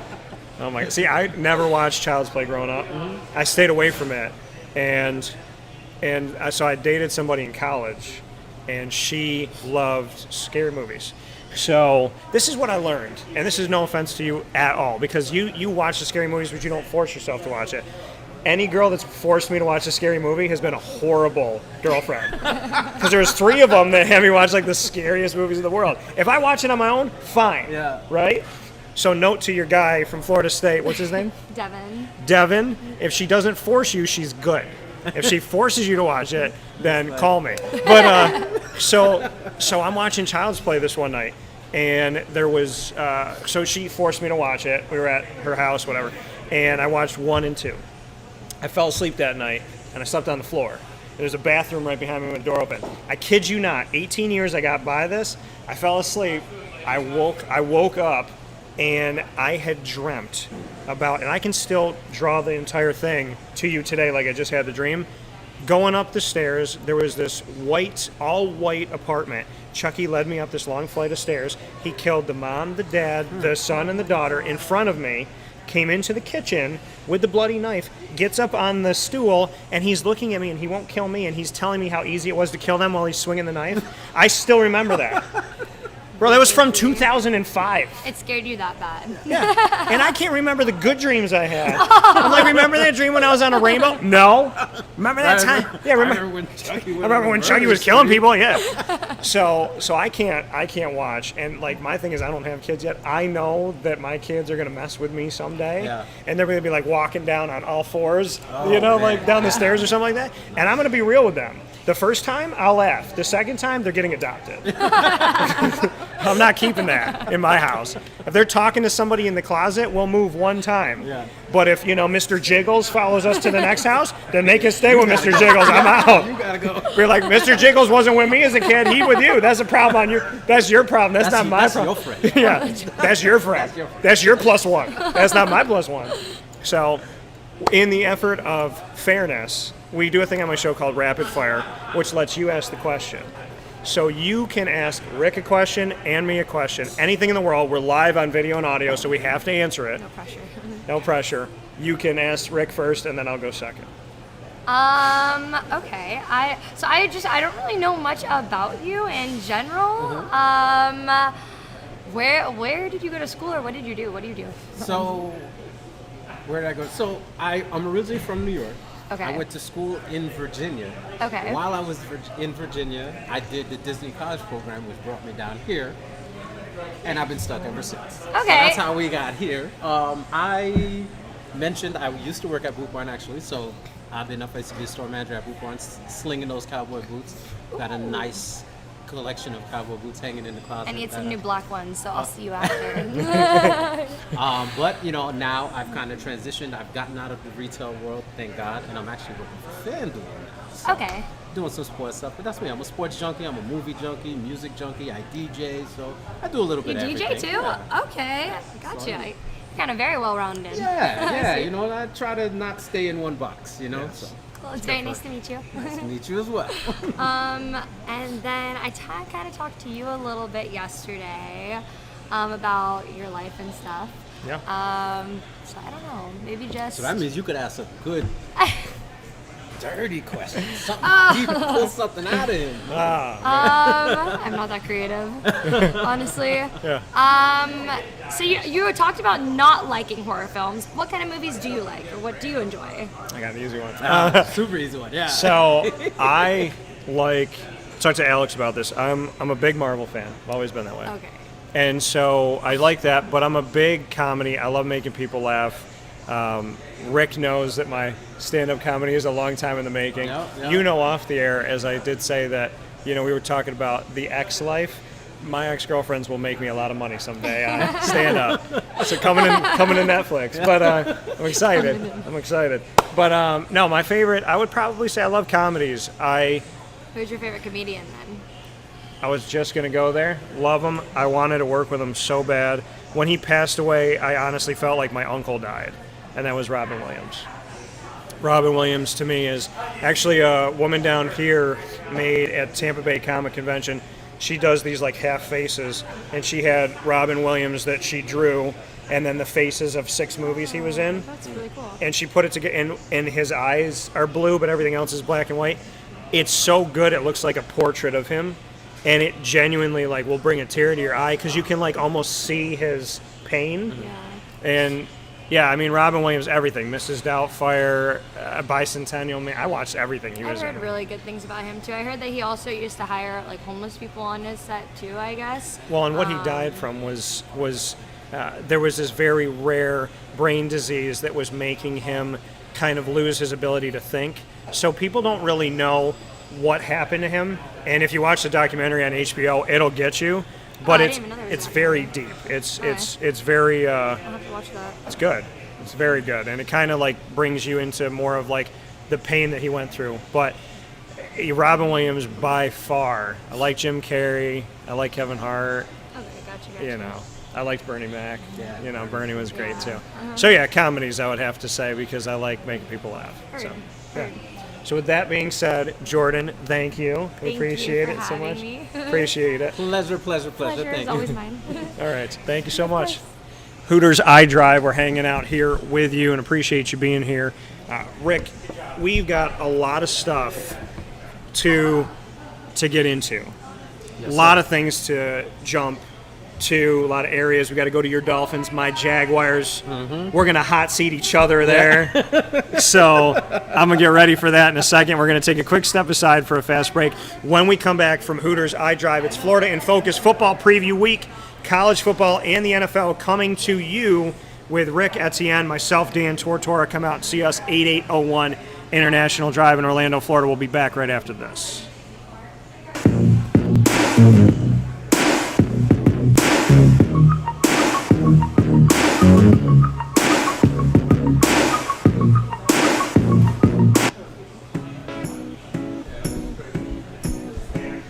In these unique times, there are those in our community that give us a sense of normalcy and positivity. Pizza Man on 50 Oswego Street in Baldwinsville has been here for you for over 35 years and is here now. Call 315-638-1234 or order online at pizzamanbville.com to bring those familiar tastes into your home. And remember to come see our monthly on-site broadcasts centered around the community and our Baldwinsville beats. Pizza Man in Baldwinsville. Any way you slice it, they are always here for you.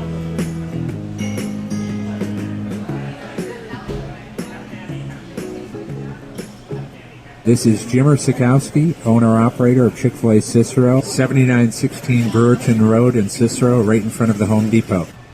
I had a deep feeling that God wanted me to do something bigger with my life and to help people, help others. I kept putting Chick-fil-A in my life, and I realized as I was going through the franchise selection process that positively impacting the lives of others was really core to what we do here at Chick-fil-A. First of all, it starts with the food. The food is brought in fresh daily. We bring in local produce. We prepare to order in the kitchen. We hand bread our chicken. We hand spin our milkshakes. It's great food. It doesn't taste like fast food. I think the second thing is the way people feel when they come in a Chick-fil-A restaurant. It's different. We try to treat people with intentional kindness here, which is very different and deeper than good customer service. And so I think it feels remarkable for most people to come in a Chick-fil-A restaurant. And then lastly, the impact that we try to have in the community is very different. It's a big part of the expectation of every operator of a Chick-fil-A restaurant is that they're actively engaged in their community, they're a leader in the community, and they're making a difference. When they realize that what we're striving to do is to shine a little light in their life, that's a very, very different experience than you will have in any other quick service restaurant. And it's that remarkable experience that I think people will emotionally connect with. I'm George Townsend of Honda City with some good advice when buying a new car. The true cost of owning a new car is determined by the appraised value when you trade it. No vehicle appraises higher than a Honda. Next, look for low APRs and deep discounts. You also want low maintenance costs and great fuel economy. That's why my advice to you is to buy a new Honda. Looking pre-owned, visit our Honda Certified Used Car Center. Honda City, 7140 Henry Clay Boulevard, Liverpool, or HondaCity-CNY.com. It would be a pity if you don't shop at Honda City. Our corporate purpose at Chick-fil-A is to glorify God by being faithful stewards of all that's entrusted to us and to positively influence all those who come in contact with Chick-fil-A. And what became increasingly clear from our success in Cicero is that people love Chick-fil-A. And also I think we recognized that we had a great opportunity to grow the brand and grow our platform. I felt incredibly grateful when I was selected to be a Chick-fil-A operator. I think what it's meant for me, what I've come to realize on a very deep level is that this is a calling for me. It's not a career. It's not a job. The Lord called me to be a Chick-fil-A operator and to use these restaurants to glorify Him and to positively influence other people. I'm blessed. I'm very blessed. Head to Chick-fil-A Clay on 3974 State Route 31 in Liverpool, New York. And welcome back here to Wake Up Call with Dan Tortora, on site, on location. We are hanging out here at Hooters of iDrive here at 8801 International Drive in Orlando, Florida. This is the Florida in Focus special on Wake Up Call with Dan Tortora, college football and the NFL kickoff week. Ric Etienne, myself, Dan Tortora, here with you today. And Wake Up Call is here all week long. You know that typically we are 9 a.m. to 11 a.m. Eastern Time, but we have changed our time for our Florida in Focus week here live from iDrive at Hooters because they open right at 11 o'clock. So as soon as they open their doors, we hit the live button here on Wake Up Call from 11 a.m. to 1 p.m. We thank you for being here on youtube.com/wakeupcalldt, facebook.com/wakeupcalldt, facebook.com/livenowdt, where you're watching and listening worldwide, and of course, listening worldwide on mixlr.com/wakeupcalldt and on wakeupcalldt.com's homepage, where these videos will be shared as well. Rick, we have a question from the Peanut Gallery. Uh-oh, here we go. And that question and some of the questions some of the things here got hidden. I was like, what, somebody swear on the line over here? Well, we have a question for you, and that question is, let's see here. Question for Rick from Barry. Why is Alabama the greatest team ever? And follow-up question, why is FSU the worst? Thank you, Barry. I hate you so much. I hate you so much. Oh, man. Had to be, man. Yeah. I'll tell you what, man. We got a lot of great comments, so thank you to everybody on Facebook, too. Shout out. It's funny, me and Barry I used to always tell them all the time, after Saban scorned Miami and ran to Alabama. I was like, Alabama will never win a championship in the state of Florida. And then they did. I was like, damn, I got nothing to go on. It's like, so, Alabama's still trash, Barry.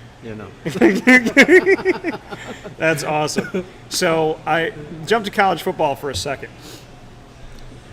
I'm getting thoughts throughout the week of this. I got Nate's thoughts. Nick Saban, Dabo Swinney. Right now, who would you rather play for? I mean, the easy answer is Nick Saban. Right. I mean, as much as I talk bad about the guy based off of my experiences with him on the Dolphins side and whatnot, he's a hell of a coach. He's a hell of a recruiter. Yeah. He knows how to put these kids in position to be successful currently and for the long haul, So Right. not to say that Dabo doesn't, but we've obviously seen it for a lot longer stretch, a lot more consistently. Yeah. You know what I'm saying, with Saban. So Right. definitely easy answer. I mean, you can't go wrong with either guy, but Nick has that cachet of the SEC as well. He has that cachet of the NFL relationships, though some folks will say those relationships are a bit scorned. Yeah. But the proof is in the pudding when it comes to Nick Saban and the program that he's been able to build and maintain. Yeah, I think Alabama, obviously under Nick Saban, is the best and has been the best. But, Dabo Swinney's right there. Mm-hmm. And when he was brought in to Clemson, and he was a wide receivers coach and they took a chance on him, he was put in a place where the question was, what is he going to do as head coach? He becomes a head coach. He had said, and obviously I wasn't there for this a while ago, he said in the press conference, we're going to win here. Mm-hmm. And people laughed at him. They laughed at Dabo Swinney. People forget that every successful person started at the bottom. Yeah. They started at the bottom. And Walt Disney started at the bottom. Dabo Swinney started at the bottom. Nick Saban and Bill Belichick were on the Cleveland Browns staff back in the day. It don't get any more bottom than that. Right. Started at the bottom and we're still at the bottom. You know what I mean? So, that's where things begin. And I think that with Dabo, what I love about Dabo is I've gotten to spend a lot of time with him. So I'm going to be, it's not biased, but it's the work in. I haven't sat down with Nick Saban. Mm-hmm. But with Dabo Swinney, I've talked to him on the teleconference. I've spoken with him at the ACC events. Thank you to the ACC for all you do to make it possible that I have these opportunities. And we've talked about his belief in God, his faith, just who he is and what matters most to him. And that's what I respect him for more than anything, because he wins. And the last time they won a championship, the woman's there with him going for 6 minutes. Dabo, just talk about what you did. And he's like, I want to thank my Lord and Savior Jesus Christ. God means the world to me. My faith is ever important to me. Da-da-da-da. What about this? I love these kids. I love what they do. I love how hard they fight. Yeah. For 6 minutes, he would not stop talking about everybody else and God. Mm-hmm. He never talked about Dabo Swinney. Never talked about himself, yeah.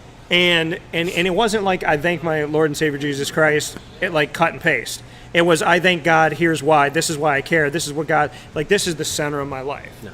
And I love that he feels that way. I love that he doesn't hide it. I love that he isn't all about himself. And so I just have the utmost respect for Dabo Swinney, and the fact that I've gotten to talk to him once is like a golden nugget for me. Mm-hmm. So I think Dabo's right there, but I think Nick Saban has been there. Yeah. So I think that's kind of where we're at. And that's the thing, and you figure too with Dabo, many will say he just shot up out of nowhere. You know what I mean? Because to your point, he got into the position and almost immediately was able to build this program to where they are now. But it goes to show the type of recruiter that he is. Because, while you're in the ACC, he's dead smack in the middle of SEC country, still pulling, the top athletes from all over the country. So, obviously, to that point, the type of man he is, the type of leader he is, the type of coach he is, it's definitely worth pointing that out. If he's able to go into these living rooms and get these kids to say, you know what, I won't go to Alabama or South Carolina or wherever else. I am going to go hang out with Dabo in Clemson. So it's huge. Anytime you can see that type of talent get pulled from those big SEC powerhouses right there in their own backyard, it shows you that he's doing something right. The expansion of the college football playoff from 4 to 12. I wanted any expansion that was at least 8, 10, 12. I'm so happy with 12. Yeah. This is, we're running into September, and the hopes that, like, of the 900 channels this thing has to go through, that after September, this can be a concrete deal. Yeah. So your thoughts on, if they do this and they do it the way that they're thinking of, that the top 6 conference championship winners will advance forward, and then the other 6 will be the next 6 in the rankings. Yeah. That's what we're looking at, which would include, as of now, the Big 12, and it would include, finally, the American Athletic Conference, either UCF or Cincinnati or Memphis or whoever it may be. What's your take? So, first and foremost, the fact that we're going from 4 straight to 12 piggybacks off of our initial conversation where we had glowing remarks about the NCAA and and as far as them knowing what they're doing or not knowing what they're doing. You know, like, for the longest time, all we heard was 4 is enough, 4 is enough, 4 is enough. And then the first time you start talking about expansion, we're jumping straight to 12. Yeah. It's crazy. No one's going to change this until 2036 when the deal's up. I'm like, no, they will change it when, and not to interrupt, I want to make a point, like, in here with it, the whole notion of we're not going to change this because it's all set in stone. Nothing when it comes to money with these places is ever set in stone. There you go. And I said the biggest fighter for the AAC, the biggest fighter for UCF, Houston, Memphis, Navy, SMU, and so on and so forth. The best Cincinnati, the best bet the American Athletic and their institutions had was that enough of the Power 5 complained. Yeah. They're going to help you by accident. I said, because it's 4 and there's a Power 5 and the SEC gets 2, it's Alabama, another SEC, Clemson, and an open spot every year. So when it looks like that, the Pac-12's got a problem, the Big 10's got a problem, the Big 12's got a problem. So the best fighter for you of the American Athletic Conference is going to be Oregon, Stanford, Oklahoma State, Texas, like if Michigan was good back in the day, Wisconsin. Your fighters are going to North Carolina, Texas A&M, Cincinnati. That's where it's going to be. So I said the way that you finally break this rule is that you get enough Power 5 going. Hey, there's 5 of us. There's only 4 spots. The SEC gets 2. And if enough people bang on that door, God forbid Notre Dame gets one. Right. Gets one. And they already made this awful premise that if Notre Dame goes undefeated, no matter how crappy their schedule is, they're going to get in. By default, yeah. Because their schedule on paper had historically good teams, but they beat 2 teams by a large margin that weren't that good. One of them didn't have their starting quarterback. They beat FSU, who was down, and they beat Syracuse without Dungy at home in Notre Dame. And on top of that, they barely beat Ball State. They barely beat Vanderbilt. They were nothing. Yeah. And then last year they put them in and go, well, their only loss is to Clemson, but they got a win against Clemson. They had a win against Clemson at home without Trevor Lawrence in double overtime. Exactly. And when you played the actual Clemson, you got banged by almost 3 touchdowns.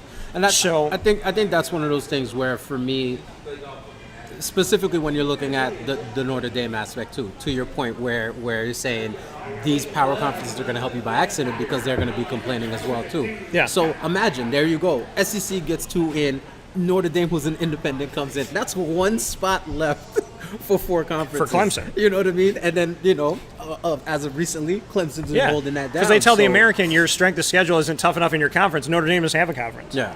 Yeah. Well, they're playing USC. USC's not ranked. Well, they're playing Stanford. Stanford's not ranked. Yeah. Well, they're playing, it's like, well, they're playing Navy, and Navy wasn't ranked. So it's like, if it's Notre Dame gets in based on history, and you know what I said? I want Notre Dame to get into the college football playoff, not because of what they did 100 years ago, and not because of the movie Rudy. Yeah. Shout out to Rudy. Yeah, but because they actually if it's based on other years, then the Dallas Cowboys are in the Super Bowl every year. And that's been my argument too. The past, let's go like over the past 5-6 years or so, where you've got a UCF team who was able to string 3 pretty solid years in a row. Yeah. Cincinnati, who shined randomly, whatnot. And they're like, oh, well, you put these teams in, they're going to get blown out anyway. Well, y'all been putting Notre Dame in just to get blown out.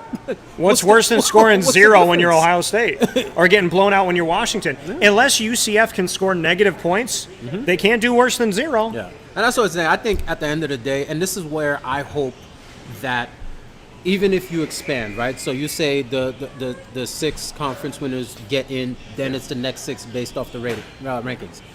My hope is that the rankings now don't start to reflect the need to make sure that these teams continue to not get in there. Because at the end of the day, look, Team X, if you think they deserve it or not, if they have a hell of a season where they go undefeated and they're ranked in the top 10, whatever the case may be, don't give me that, oh, well, they're just going to get blown out anyway.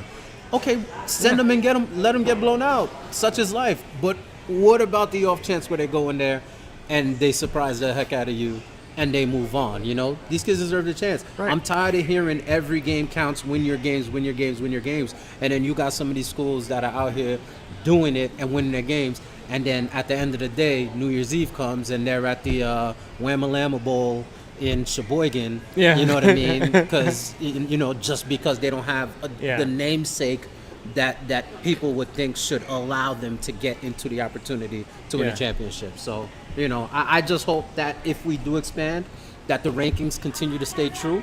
Yeah. That these teams that are showing that they, you know, deserve a shot every so often, get that shot, you know? Well, and the thing is, when you look back on that and you look at the rankings, they set it up. The College Football Playoff Committee sets up the rankings.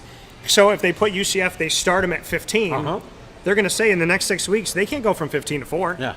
So they set it up to fail that UCF going undefeated is only going to get up to 8. Yeah. So when you're setting up your rankings to screw a team over, 25-0. In 2 seasons, 25-0, the only game they lost was to Auburn they beat Auburn. The only game they lost was to LSU by 8, and they, as being a good team, had to go play on the West Coast and play this game out there. And you look back on it, how does a team go 25-0, undefeated 2 seasons in a row, but 2 undefeated seasons back to back? I don't care what conference you're in; those teams see you every year. This was with Scott Frost. This was with Josh Heupel. They went 25-0 with an entire staff change. Yep.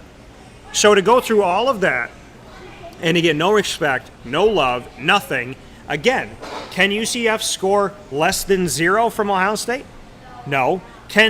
Alabama spanked Washington so bad. And Notre Dame, I said before they even went in, we're at 12-0. They were an embarrassment. Yeah, that was a sloppy 12-0. Right, you throw them in there for what? Well, they have a big fan base. Great. They got a big fan base. They got 12 games a year to go to. They got a bowl game. Send them to a New Year's Six bowl. But put the teams in that deserve to be in. And my hope with the 12 is if you're going to take the top 6 conference champions, that has nothing to do with the rankings. So that means that the American will probably get in. It gives Coastal Carolina a shot. It gives Boise State a shot. You know, stuff like that. Because I'm so sick and tired of – because now you can argue of the last year or so, I can argue the SEC should have all 4. I could have argued Georgia, Florida, LSU, Alabama. Yeah, you could say that. You know, and then what? And then where do you put Auburn? And then where do you put Texas A&M? So Texas A&M deserved it last year, and so did Cincinnati. Neither one of them got it, and we saw the same old song and dance, my friend. So how is it any different than the BCS if, you know, this is essentially Lamb Chop's play-along? It's the song that doesn't end. Never ends. These are the rankings that don't end, you know I'll tell you one of the things, and you make a valid point as far as, you know, you're going to start UCF off at 15 knowing that no matter what they do based on their schedule, they can't get into 4. That's a big point too. What are we doing with these preseason polls? You can't. How am I supposed to take a ranking seriously before we've seen anybody play? How many times do we see a top 5 team get completely punched straight in the gut the first 2 times they touch the field and end up out of the top 15, you know? So what premise did you give them a top 5 rating if the first 2 times we see them, they're getting blown out, you know? Right. Preseason rankings are a joke. We've got to be able to do away with those. We shouldn't see a ranking until week 4, week 5 maybe, as we start to see who these teams are. Then that gives everybody, you know, I don't want to say everybody still gets a fair shot there, because even still, you know, your big name teams are still gonna kind of work their way up to the top anyway. But then those UCFs, you know, during that 2-year stretch, your Cincinnati's, your ECUs, those teams that may come out have a great start. Maybe now you could say, hey, this team looks great. The eye test matters, you know. We can't just look at a roster and just automatically say, okay, let's just throw the SCC in the top 15, pluck a couple 4 other teams here and there in between. Let's see what happens, you know. Look what they did last year, and this is what makes rankings a true joke. The Big Ten wasn't going to play. The Pac-12 wasn't going to play. At 0-0 for 3 weeks. Yep. Michigan and Ohio State and Minnesota were ranked in the nation's top 25, and Wisconsin. Ridiculous. Michigan ranked better than UCF. I said, and this is the thing, how do you move up a spot at 0-0? How did Ohio State get put in the top 6 before they even played? So you got teams 4, 5, 6 weeks into the season. Here comes Ohio State going, hey, you know, and they're already ranked. So you got teams ranked with a 0-0 record. But these teams that have played for 6 weeks, 5 weeks, 7 weeks, they can't get ranked at 6-1. It's an elitist mindset. It's the VIP mindset. You know, it's like, hey. Well, if you didn't believe they had cards shown before, 0-0, Michigan went up 3 spots. That's it. I was like, you know what? Rick and I are playing too. We got the wake-up call team. I want to be in the top 25. That's legit what it is. It's that VIP mindset. Your table is booked in the back of the club. Show up whenever you want. The rest of y'all, get in line. Yeah. You know? Yeah. UCF came out there decked up, dressed up, hair done, eyelashes done, and they said, you know what? You got to know the security guard. You got to know somebody. And then Ohio State comes up with ripped sweatpants, no makeup. One of the eyelashes is falling off. The nails are all messed up. They bit this one off. They're 2 different colors, and they're like, "Oh, girl, how you been?" And right in that VIP, yeah. We've been waiting for you. That's who you are, Ohio State. Last year. That's it. That's who you were. Yeah, the rankings are a joke. So again, I think if we get that expansion, the rankings have to remain true. Don't start now forcibly rank teams that play games. Down. Yeah, that's a big part of it. Rank teams that play. How do you rank a team that doesn't play a game? No. So it doesn't make any sense to me. We're going to take another step aside here on Wake Up Call inside of the Florida in Focus College Football and NFL Preview Week. I'm here with Ric Etienne, myself, Dan Tortora, live from iDrive right here on 8801 International Drive. Come out and see them at Hooters. We are here all week long from 11 a.m. to 1 p.m. You're watching on YouTube, Facebook, and listening on MixLR as well as wakeupcalldt.com. Rick and I will be back putting each other on the hot seat. I get to ask him about the Dolphins. He gets to ask me about them Jaguars. Them Jags. Right after this.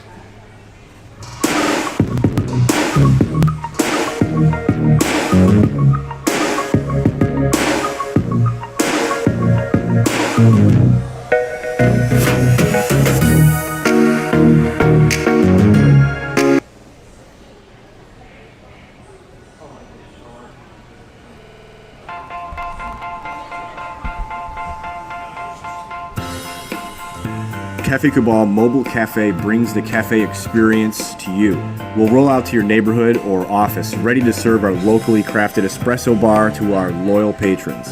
Inquire at cafecabal.com. Cafe Cabal, coffee for the soul.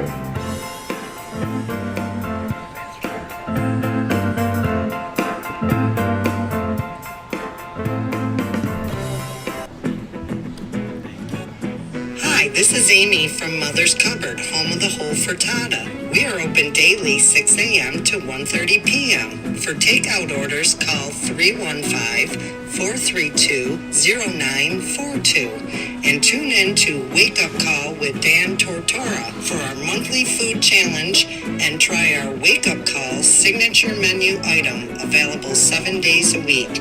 Here at Mother's Cupboard, we are Central New York, and it's our honor to serve you.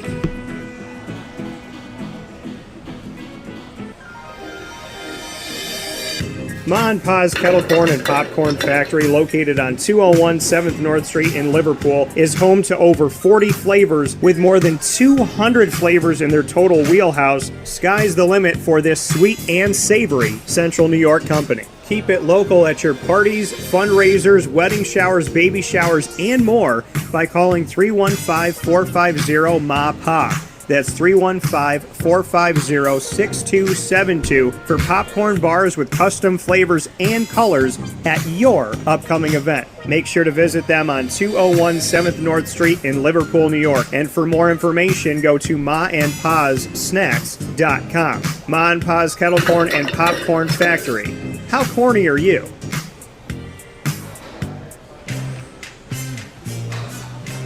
Here at Progressive Dental, we understand the importance of regular dental visits and preventive care. Cleanings and checkups are essential to good oral health. We have multiple locations in the Southern Tier, so come visit us in Binghamton, Enwell, Kirkwood, Montrose, and Norwich. For self-pay non-insured patients, we offer the Smile Plan, which covers all of your cleanings, x-rays, and exams for an affordable yearly price. Call 607-754-2273 or 607-754-CARE to make an appointment today. For more information, visit our website at progressivedentalny.com.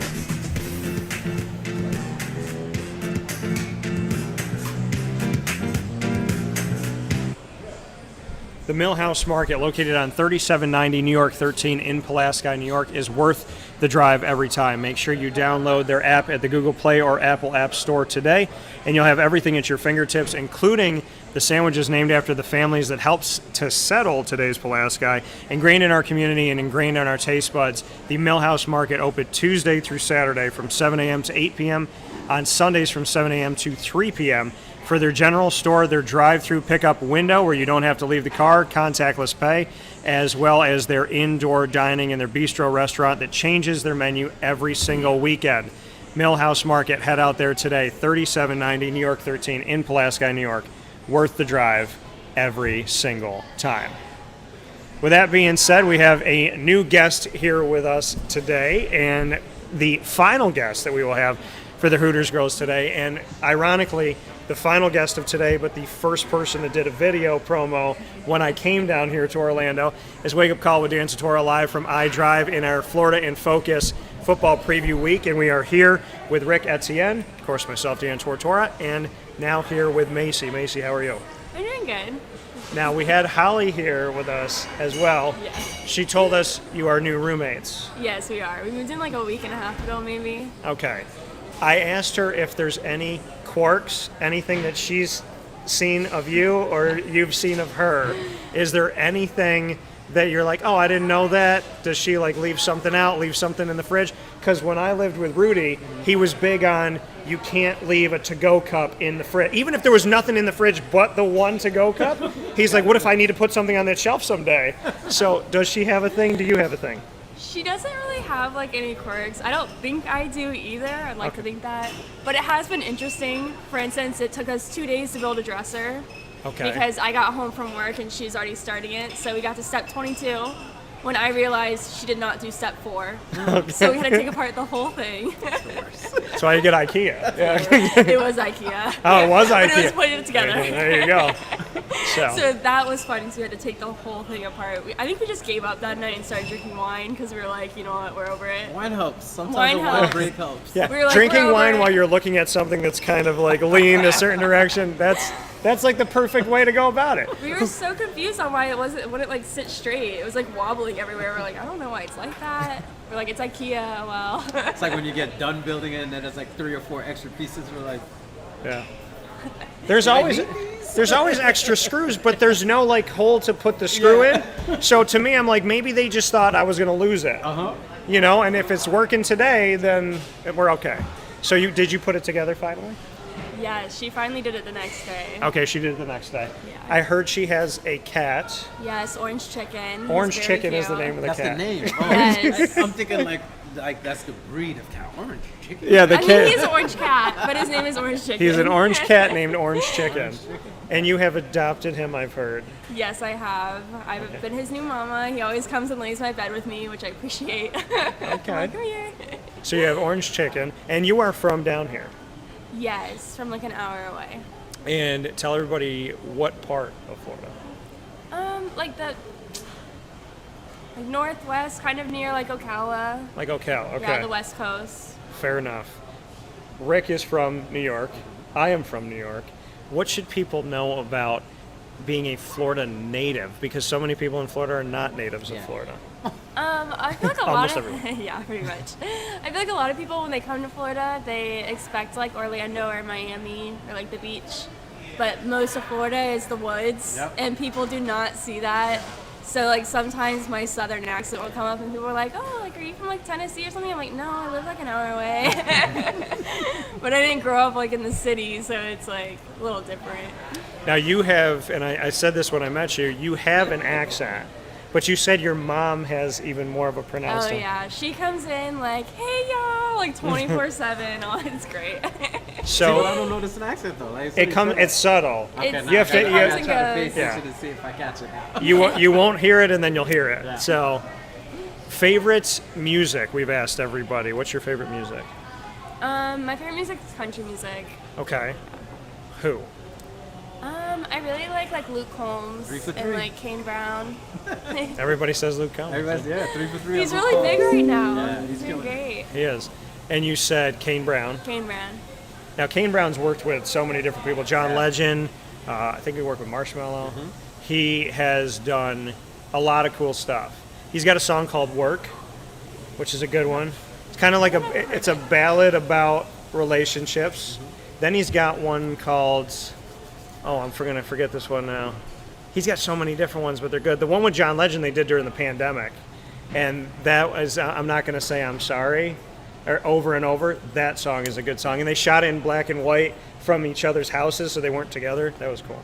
So Kane Brown, Luke Combs are performing tonight. Which one do you go to? No. You got to pick. Probably Luke Combs. Okay. Why is he so big right now? I don't know. I just really like his music. Okay. All right. He really is like everywhere. Yeah, but I feel like with especially women, Luke Combs, it's like the first one. Yeah. It's with 3 for 3 today of the Hooters girls that like country music. Luke Combs is right there. So you're living with Holly. You like the girls here. She's obviously said best friends, right? Yes. What is the best thing about Holly? Honestly, that she's crazy. Like she's completely crazy. It's amazing. Something that Rick and I will not say about women. Best thing is that she's crazy. See, like She's crazy. our definition of crazy. Yeah. for a woman It's is a like good crazy though. Okay. It's not And like that's what I'm saying. a. Yeah. Say my favorite part is that I was like, oh. It's not like psychotic, but she just never know what she's gonna do or say, and it's just very entertaining. It's so fun. Wild card. She's a wild card. Yeah, it's always a good time whenever we're doing something. So, What would she say is the best thing about you? I don't know. That's hard. If she was here right now and she could say anything, what would she I say? know. She'd probably say my laugh. She loves my laugh. What she said yesterday. Yeah. She did say she loves your laugh. She said it's contagious and she loves it. So. Yeah, she can hear it from like when I'm like in like my bathroom or like my room, and I could just hear her start laughing. I'm like, "What are you laughing at?" She's like, "You." I'm like, So you have that. I'll hand it to Rick here. What do you got? Nah, you got this. Oh, you got? Okay, all right. I know you've asked some in there. I didn't want to take over. Nah, you good, man. So favorites. We've talked about sports a little bit. The look she just gave This is me. where I say this is where I'm paying because you know I'm still waiting to hear. Yeah. hear Do you? the money If you're ball. going to cheer for somebody, who are you going to cheer for? like team? Yeah. Probably UCF. UCF is winning today. has They are won. winning We're in today. Orlando. We could probably call it. Yeah. I know they're because you hear FSU and you hear Florida. So UCF, why? I actually went to UCF for 3 years. Okay. Yeah, I still go there. So I used to go to the games and stuff. It was always a really good time. All the girls that talk about UCF here have not been to a game. The majority of them. Yes. Oh no, I went to the game every week. Like actually in it. There you go. There you go. It's not. I don't really like watching it like on the TV, but I love being there. 'Cause Yeah. It's just like an environment. It's different. Yeah. It's completely different. Yeah. I love it. Yeah. Macy, you made my day today. Yeah, we finally got an avid goer I'm to at. the games. I don't know if you saw, but I took like I think my soul came out and went back. I took a breath of fresh air Because I'm hearing UCF, I've never been. UCF, I've never been. UCF, I went one time. You went every week. Yeah, I tried to. Whenever, Okay. like, if I had work, of course I couldn't, but I always tried to go to them, like, whenever they were. But growing up, I always went to the Gator games and, like, the Tampa Bay games. Okay. So I just kind of... You have any, of the games you've been to, any one kind of stand out as far as, like, the best time, the best atmosphere, the craziest the crowd has ever been? Probably just ECS, because, like, the bounce house, like, it's just a fun environment, especially when everyone starts dancing to, like, that one song that I can't think the name of right now, but... Is play, it like- Zombie Nation? Yeah, That they Zombie do? Nation. Yeah, they do Zombie Nation.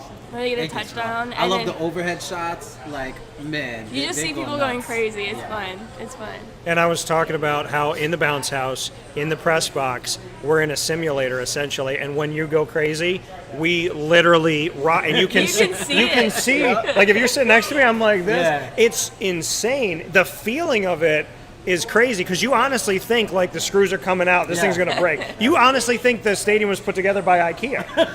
It probably was. I mean, have you ever been underneath it while that's going on? You know, That I've is heard scary. people say that. I've heard people say that they like to be underneath. It's scary.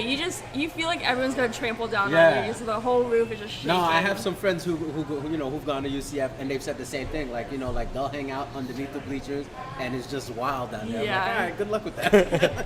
It is very interesting. So you've gone to the games, which I think is fantastic. Do you have a favorite player? Do you pay attention to like who's coming in or out? Did you like the coaches? Not really. Okay. See, if you're talking to my old roommate, she could tell you everything about UCF football because she Okay. loves it. But You just like going. I just like being in the environment. I've been around football my entire life, and I still probably can't tell you like one thing about it. Like I've played flag football so many times. My brother like played football our whole lives. Like went to every single game. Can't really tell you a thing about it. Well, you actually said when I said we were going to do pictures with a football here, Macy walked by and heard the conversation with Farron, and she's like, "We're playing football? Where?" So, and I thought that was awesome because we played flag football with Wake Up Call. I played it with like some of the listeners and stuff. I put a league together, and we played in the rain. We played one day 4 hours of torrential rain. It was one of the greatest games ever. Like, it's just fun to play like that. So you played flag football. I was gonna say, Yeah. like, so you mentioned your brother played football. You played football growing up and stuff. So it's like that, like Thanksgiving turkey bowl before dinner. Yeah, every like that's year. cool. running around. Nice. What were those like? I need to know how intense you were getting out there. Oh, I definitely got intense. I actually played with my friends a couple of weeks ago at the beach, and I thought they told me they were gonna throw me the ball, so I was running, wasn't looking. I completely went backwards over a trash can, took the trash can out with me, and they were like, "Macy, what are you doing?" I was like, "I don't know." I was like, I'm running. I wasn't looking. I don't know. You call a hike, I went. You know. I definitely I go hard in those games, but I always used to be the smallest one, so whenever I had the ball, like the bigger guys would just pick me up and run to the other side. I'm like, this is not fair. But you enjoy it. You enjoy the Oh game. yeah. So having a place like Hooters where people come here and they're watching the game all the time, I know you said you like to be there rather than watch it, but do you get like a sense of a cool atmosphere when you're here? Yeah, some of the games that draw like a big crowd, it's definitely a fun environment because you can hear like half the people like cheering and the other house is like quiet. Yeah. And it's just always a good time. So being such an area that's obviously diverse when it comes to location and where people are from, tourists, even locals aren't necessarily from here. Like on a football Sunday, which fan base do you think is like the livest in here? Well, like what team is getting the most love in here generally? Jacksonville.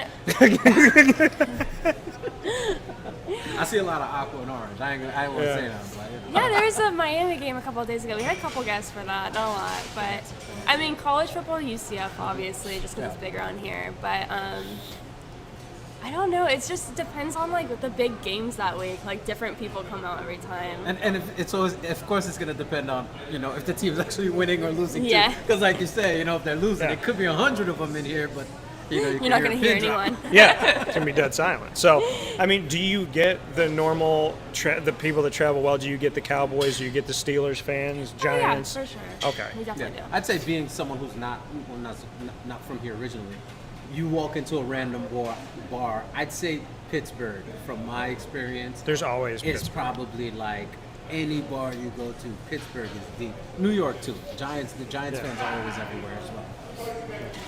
I mean, it's fair. I mean, anywhere you go, there's a Pittsburgh bar. Yeah. So, being here at Hooters, what made you come and work here? So actually, my mom used to work at Hooters when she was my age. Can we give a shout out to Mom? What's Mom's name? Tara Landry. Tara. So, shout out to Tara. With the deep Southern accent. Right? Yes, the deep Southern accent. I want to hear it, Tara. I want to hear the deep Southern accent. No. Yeah. Put her on the line. So she worked here. So is that the main reason? Honestly, I was working at a pet store for a while, so that just wasn't cutting it. So I was like, let me find some serving jobs.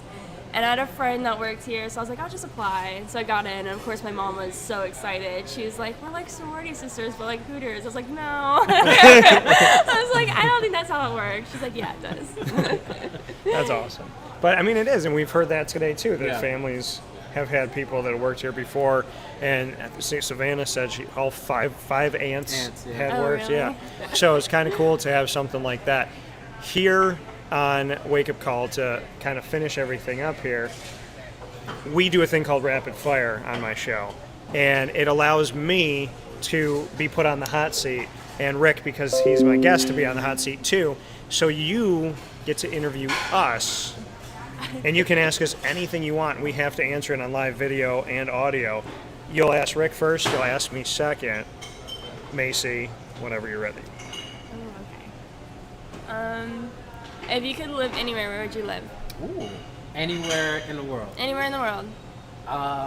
Man, so 3 places stand out immediately. I love Key West, absolutely love Key West from a domestic standpoint. I've recently fallen in love with Colorado as well, Steamboat Springs specifically. But number one, I'm OD obsessed with Paris. That's my favorite Paris. city in the world. Outside of New York, I'm from New York, so New York is by default number one, but Paris is my absolute favorite city in the world. Every time I'm there, I don't want to leave. So I would love to, even if it's just for a couple of years, I'd love to live in Paris for a couple of years, especially for the culture and just kind of, have my kids exposed to that and whatnot. So my favorite city in the world is Paris, so that's where I'd love to live. That's awesome. I like that answer. Good stuff. All right, what do you got for me? So what got you into doing like the podcast or like radio, whatever? What got me into? I what forgot got what me? it was called. What got me into podcast, radio, or whatever? Yeah, whatever this is. The mic. Why'd you get the mic? Why'd you buy this microphone? So I have always been a storyteller, and when I was 5 years old, my dad used to let me. He had like a typewriter word processor. It was a typewriter with a little thing, and so you could actually see what you were typing. And I just kind of climbed up there on the kitchen table, and I would just type stories. And I love bringing people together. I love making people laugh. I love showing goodness in the world. And so being a storyteller and getting to tell people stories and then telling my own, it just kind of morphed because I love sports, and it kind of came together. So photographic memory, I collect sports cards, I'd flip them over, I'd remember all the stats. Loved watching Sports Center. Love bringing people together, love making people laugh. So that kind of all concisely brought me into it, but I also work on music, I work on movies and screenwriting, I work on comedy, but every part of it is a pen and paper, and my ring, so my college ring actually has a feather pen on the stone, and that is to signify that no matter what I do, I tell a story. Yeah. Whether it's a song or a movie or doing this or stand-up comedy, every little bit of everything I do is to tell a story. And I like that. I like the opportunity to make somebody's day, be it for 10 minutes or a couple hours or in a movie, whatever that may be. So I would say storytelling has been with me my whole life, and that's what I love. So that is my answer. But that being said, Macy, thank you for being a part of the show. Thank you. I appreciate it as always. Thank you Our so final much. guest for today. Thank you so much. Nice meeting you. So, Rick, we are here, and we're supposed to be saddled up here at 1 o'clock, but we're going to give it another couple minutes. Overtime? We're going to give overtime because we haven't put each other on the hot seat yet. All right. So we're working in OT, All right, we are Notre Dame trying to beat the backup quarterback of Clemson. So we got 2 overtimes. So we got 2. We at home. So, at Hooters if I drive, which I would much rather be. So I'm liking that and enjoying that. So we're going to go back and forth, Miami and Jacksonville. You'll ask Jacksonville, I'll ask Miami. Okay. Tua Tagovailoa. Yes, sir. Why should we believe in him this year? Why not? I think a lot of people forget, obviously, he came in last year coming off of horrible injury that he was still somewhat rehabbing. Yeah. COVID protocols completely abolished any type of traditional training camp. Yeah, and he was a rookie. A rookie, no less. Let's face it, the offense wasn't the best last year. Even Fitzmagic was, literally out there working magic. Yeah. You know what I mean? So I think there's a lot of key differences in his preparation for this season that we didn't get to see last year. So he's coming in healthy. He's got training camp. They've got a new system in place that's really going to highlight his strengths, which is great. A lot of the moves that we've made in the offseason, whether it be the draft or in free agency on the offensive side, have been specifically tailored to that offense and to his strengths. So I think we see a completely different Tua this year. Okay. The reports from camp have been glowing, and, Miami beat reporters are never favorable when it comes to the quarterback, no matter who it is. Yeah. So to hear positive things coming out from them is Dan Marino good. trash. Yeah. You know what I mean? so I'm excited. He's never gonna make it. Yeah. Definitely excited for sure. Okay. To you, sir. So while we're talking about quarterbacks, Gardner Minshew. No, it's my dude. My dude. So, but seriously though, Urban Meyer, I don't know if it's a mind game thing or he's kind of playing coy. It's like, are we going to see him unleash, Trevor Lawrence here in the preseason to get him to be prepared for week 1? Trevor Lawrence, to me, he's supposed to be the guy, right? And he's the number 1 overall pick. Jacksonville has tried to find a franchise quarterback since Mark Brunell, and they fell flat with Blaine Gabbert. Blake Bortles isn't as bad as people think that he was, and statistically that's proven. If you want to fight with me about that, then friggin' at me and we'll talk about it. But, and he did a lot more with less than what Mark Brunell had. So I think, Trevor Lawrence is the guy. I like that Gardner's still there.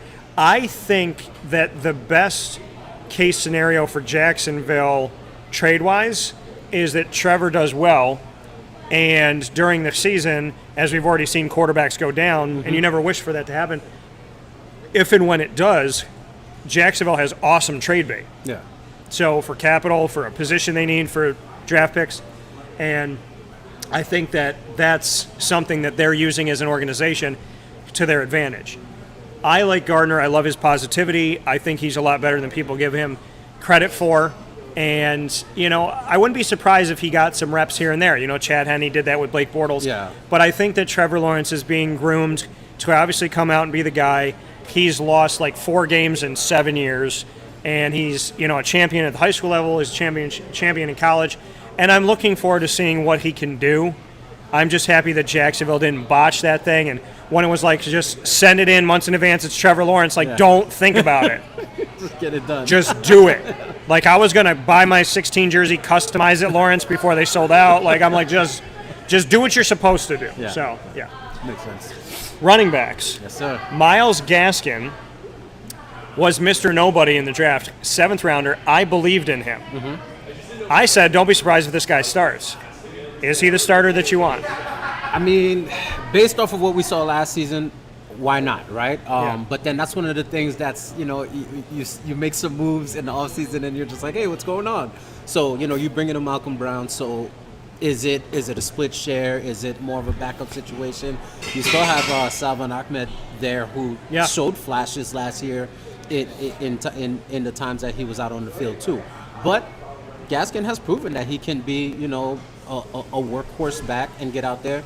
Granted, he got nicked up a little bit here and there last season and whatnot, so we hope that that's something that doesn't rear its ugly head again. But I'm definitely going to be curious to see how they work the rotation in when you've got Ahmed there that was, good in spots.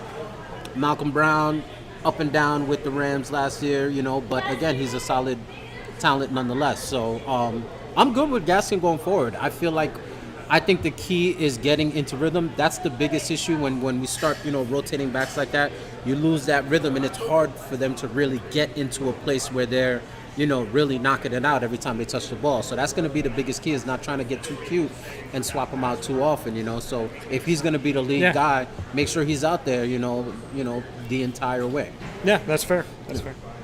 So while we're talking about running backs, I'm curious how you want to see my little cousin nephew Travis Etienne used, because we talked about it a little earlier. Y'all got James Robinson out there who had a fabulous season last year, Yep. So how do you want to see Travis implemented into the offense? I want to see him out there in a split back situation with James, where you don't know who it's going to go to. I want to see him block for Trevor, because he obviously knows how to be there for him and protect him. And I want to see him used in check downs and in short pass situations. I think if James can continue to power for you, let Travis be out there as a receiver, utilize them both, and I think they should both be out there. Yeah, I think one of the things you touched up on when you mentioned Trevor, one of the things that's going to be curious to see, where you've got three young quarterbacks talking about Trevor Lawrence, Tua, and then why am I forgetting Buddy's name in Cincinnati? Joe Burrow. You know what I mean? Where they've got these security blanket players now that they've got chemistry with and have built up this success with already right there in-house with them. So I'm going to be curious to see how those combinations kind of help their progressions too. Yeah, that coming from Ric Etienne, myself, Dan Tortora. They asked me why I said Texas A&M deserved to be in it. Look at their record last year. They had a good run. Look who they went up against. Look at what they did. Look at how they fought against Alabama. They deserve to be in. And Notre Dame, and somebody had said something about Notre Dame they're not in a conference, because with the American they say your conference isn't strong enough. Notre Dame doesn't have a conference. Nobody can argue with me logically that Notre Dame at 12-0, when they were playing unranked, blew out this team that wasn't good, barely beat this team, that they deserve to be in it. And they proved it by getting bounced in the semifinal round. Notre Dame has not been able to hang with the big boys. It doesn't mean I don't respect them. It doesn't mean I don't like them. Ohio State didn't deserve to be in last year because they didn't play enough games. It doesn't mean I don't respect them overall, and it doesn't mean I don't like them. Ohio State definitely shouldn't. They had no business being in there. But I call it year by year. It's not based on what you did 5 years ago. It's based on right now. So with that being said, Florida in Focus Week, college football and NFL preview coming to you live from iDrive, Hooters right here in Orlando, 8801 International Drive in Orlando, Florida. We're taking one final step aside, and then we'll wrap things up with Rick right after this.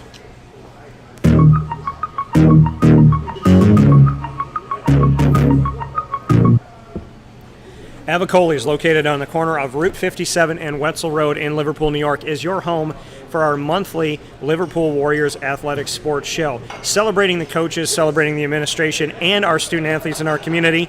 Located right down the street from Avicoli's is Liverpool High School, and they have been your neighbor for over 2 decades. You can find them for lunch, dinner, and drinks Tuesday through Sunday, and you can, of course, find them on myavicolis.com and for takeout, delivery, and catering by calling 315-622-5100. That's 315-622-5100. And, of course, Canine Camp Dog Daycare and Canine Campground Dog Boarding there for you in our community of East Syracuse. On 228 Old Bridge Street is the daycare, and around the corner on 242 Johnson Street in East Syracuse is the campground for longer-term care for your furry-loving friend. Lily approves of it, and her certification means everything. Head out to Canine Camp Dog Daycare and Canine Campground Dog Boarding today, an extension of your family that helps you feel safe when your dog is being watched by people that truly treat your animal as if it was their own, and that is the only place I'm looking for in our community and beyond. They are absolutely worth giving a call to and heading out to seeing, so make sure that you do that today. You can call the daycare at 315-437-7110, and of course, you can also get out to them at the campground, 315-299-4013. PB&J's Lunchbox, the food truck you love to chase around Central and Upstate New York, now has a street-side cafe. So when you're jonesing for their award-winning grilled peanut butter and jelly, their Philly cheesesteak, and everything they offer, you can now go to their street-side cafe on 663 Old Liverpool Road in Liverpool, New York.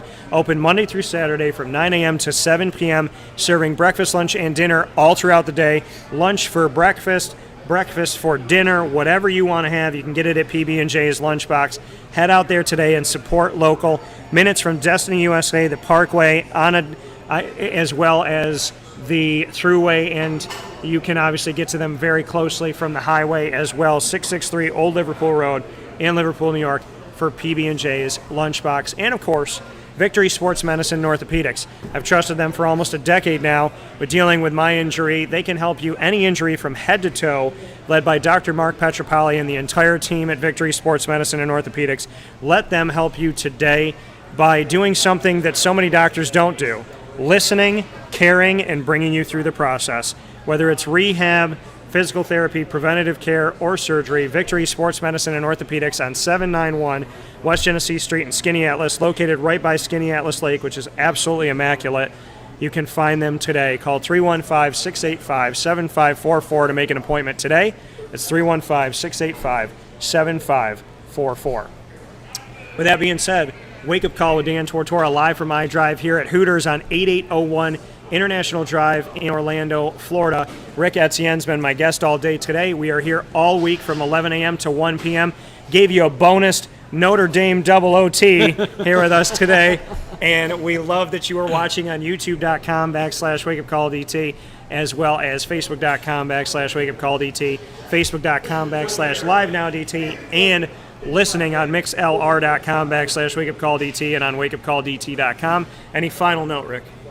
Nah, man, super excited. I know we'll be back here tomorrow night. We got a little fantasy drafting coming up, so I'm super excited to have my first official fantasy draft locked in for the season. Start naming my teams. I look forward to that more than anything. So yes, yeah, man. Again, appreciate you having me on. Always a pleasure. So as always, and a big thanks to our Hooters girls who you got to know today on the broadcast, from Ashlyn to Savannah with one N, as well as Macy and Jordan.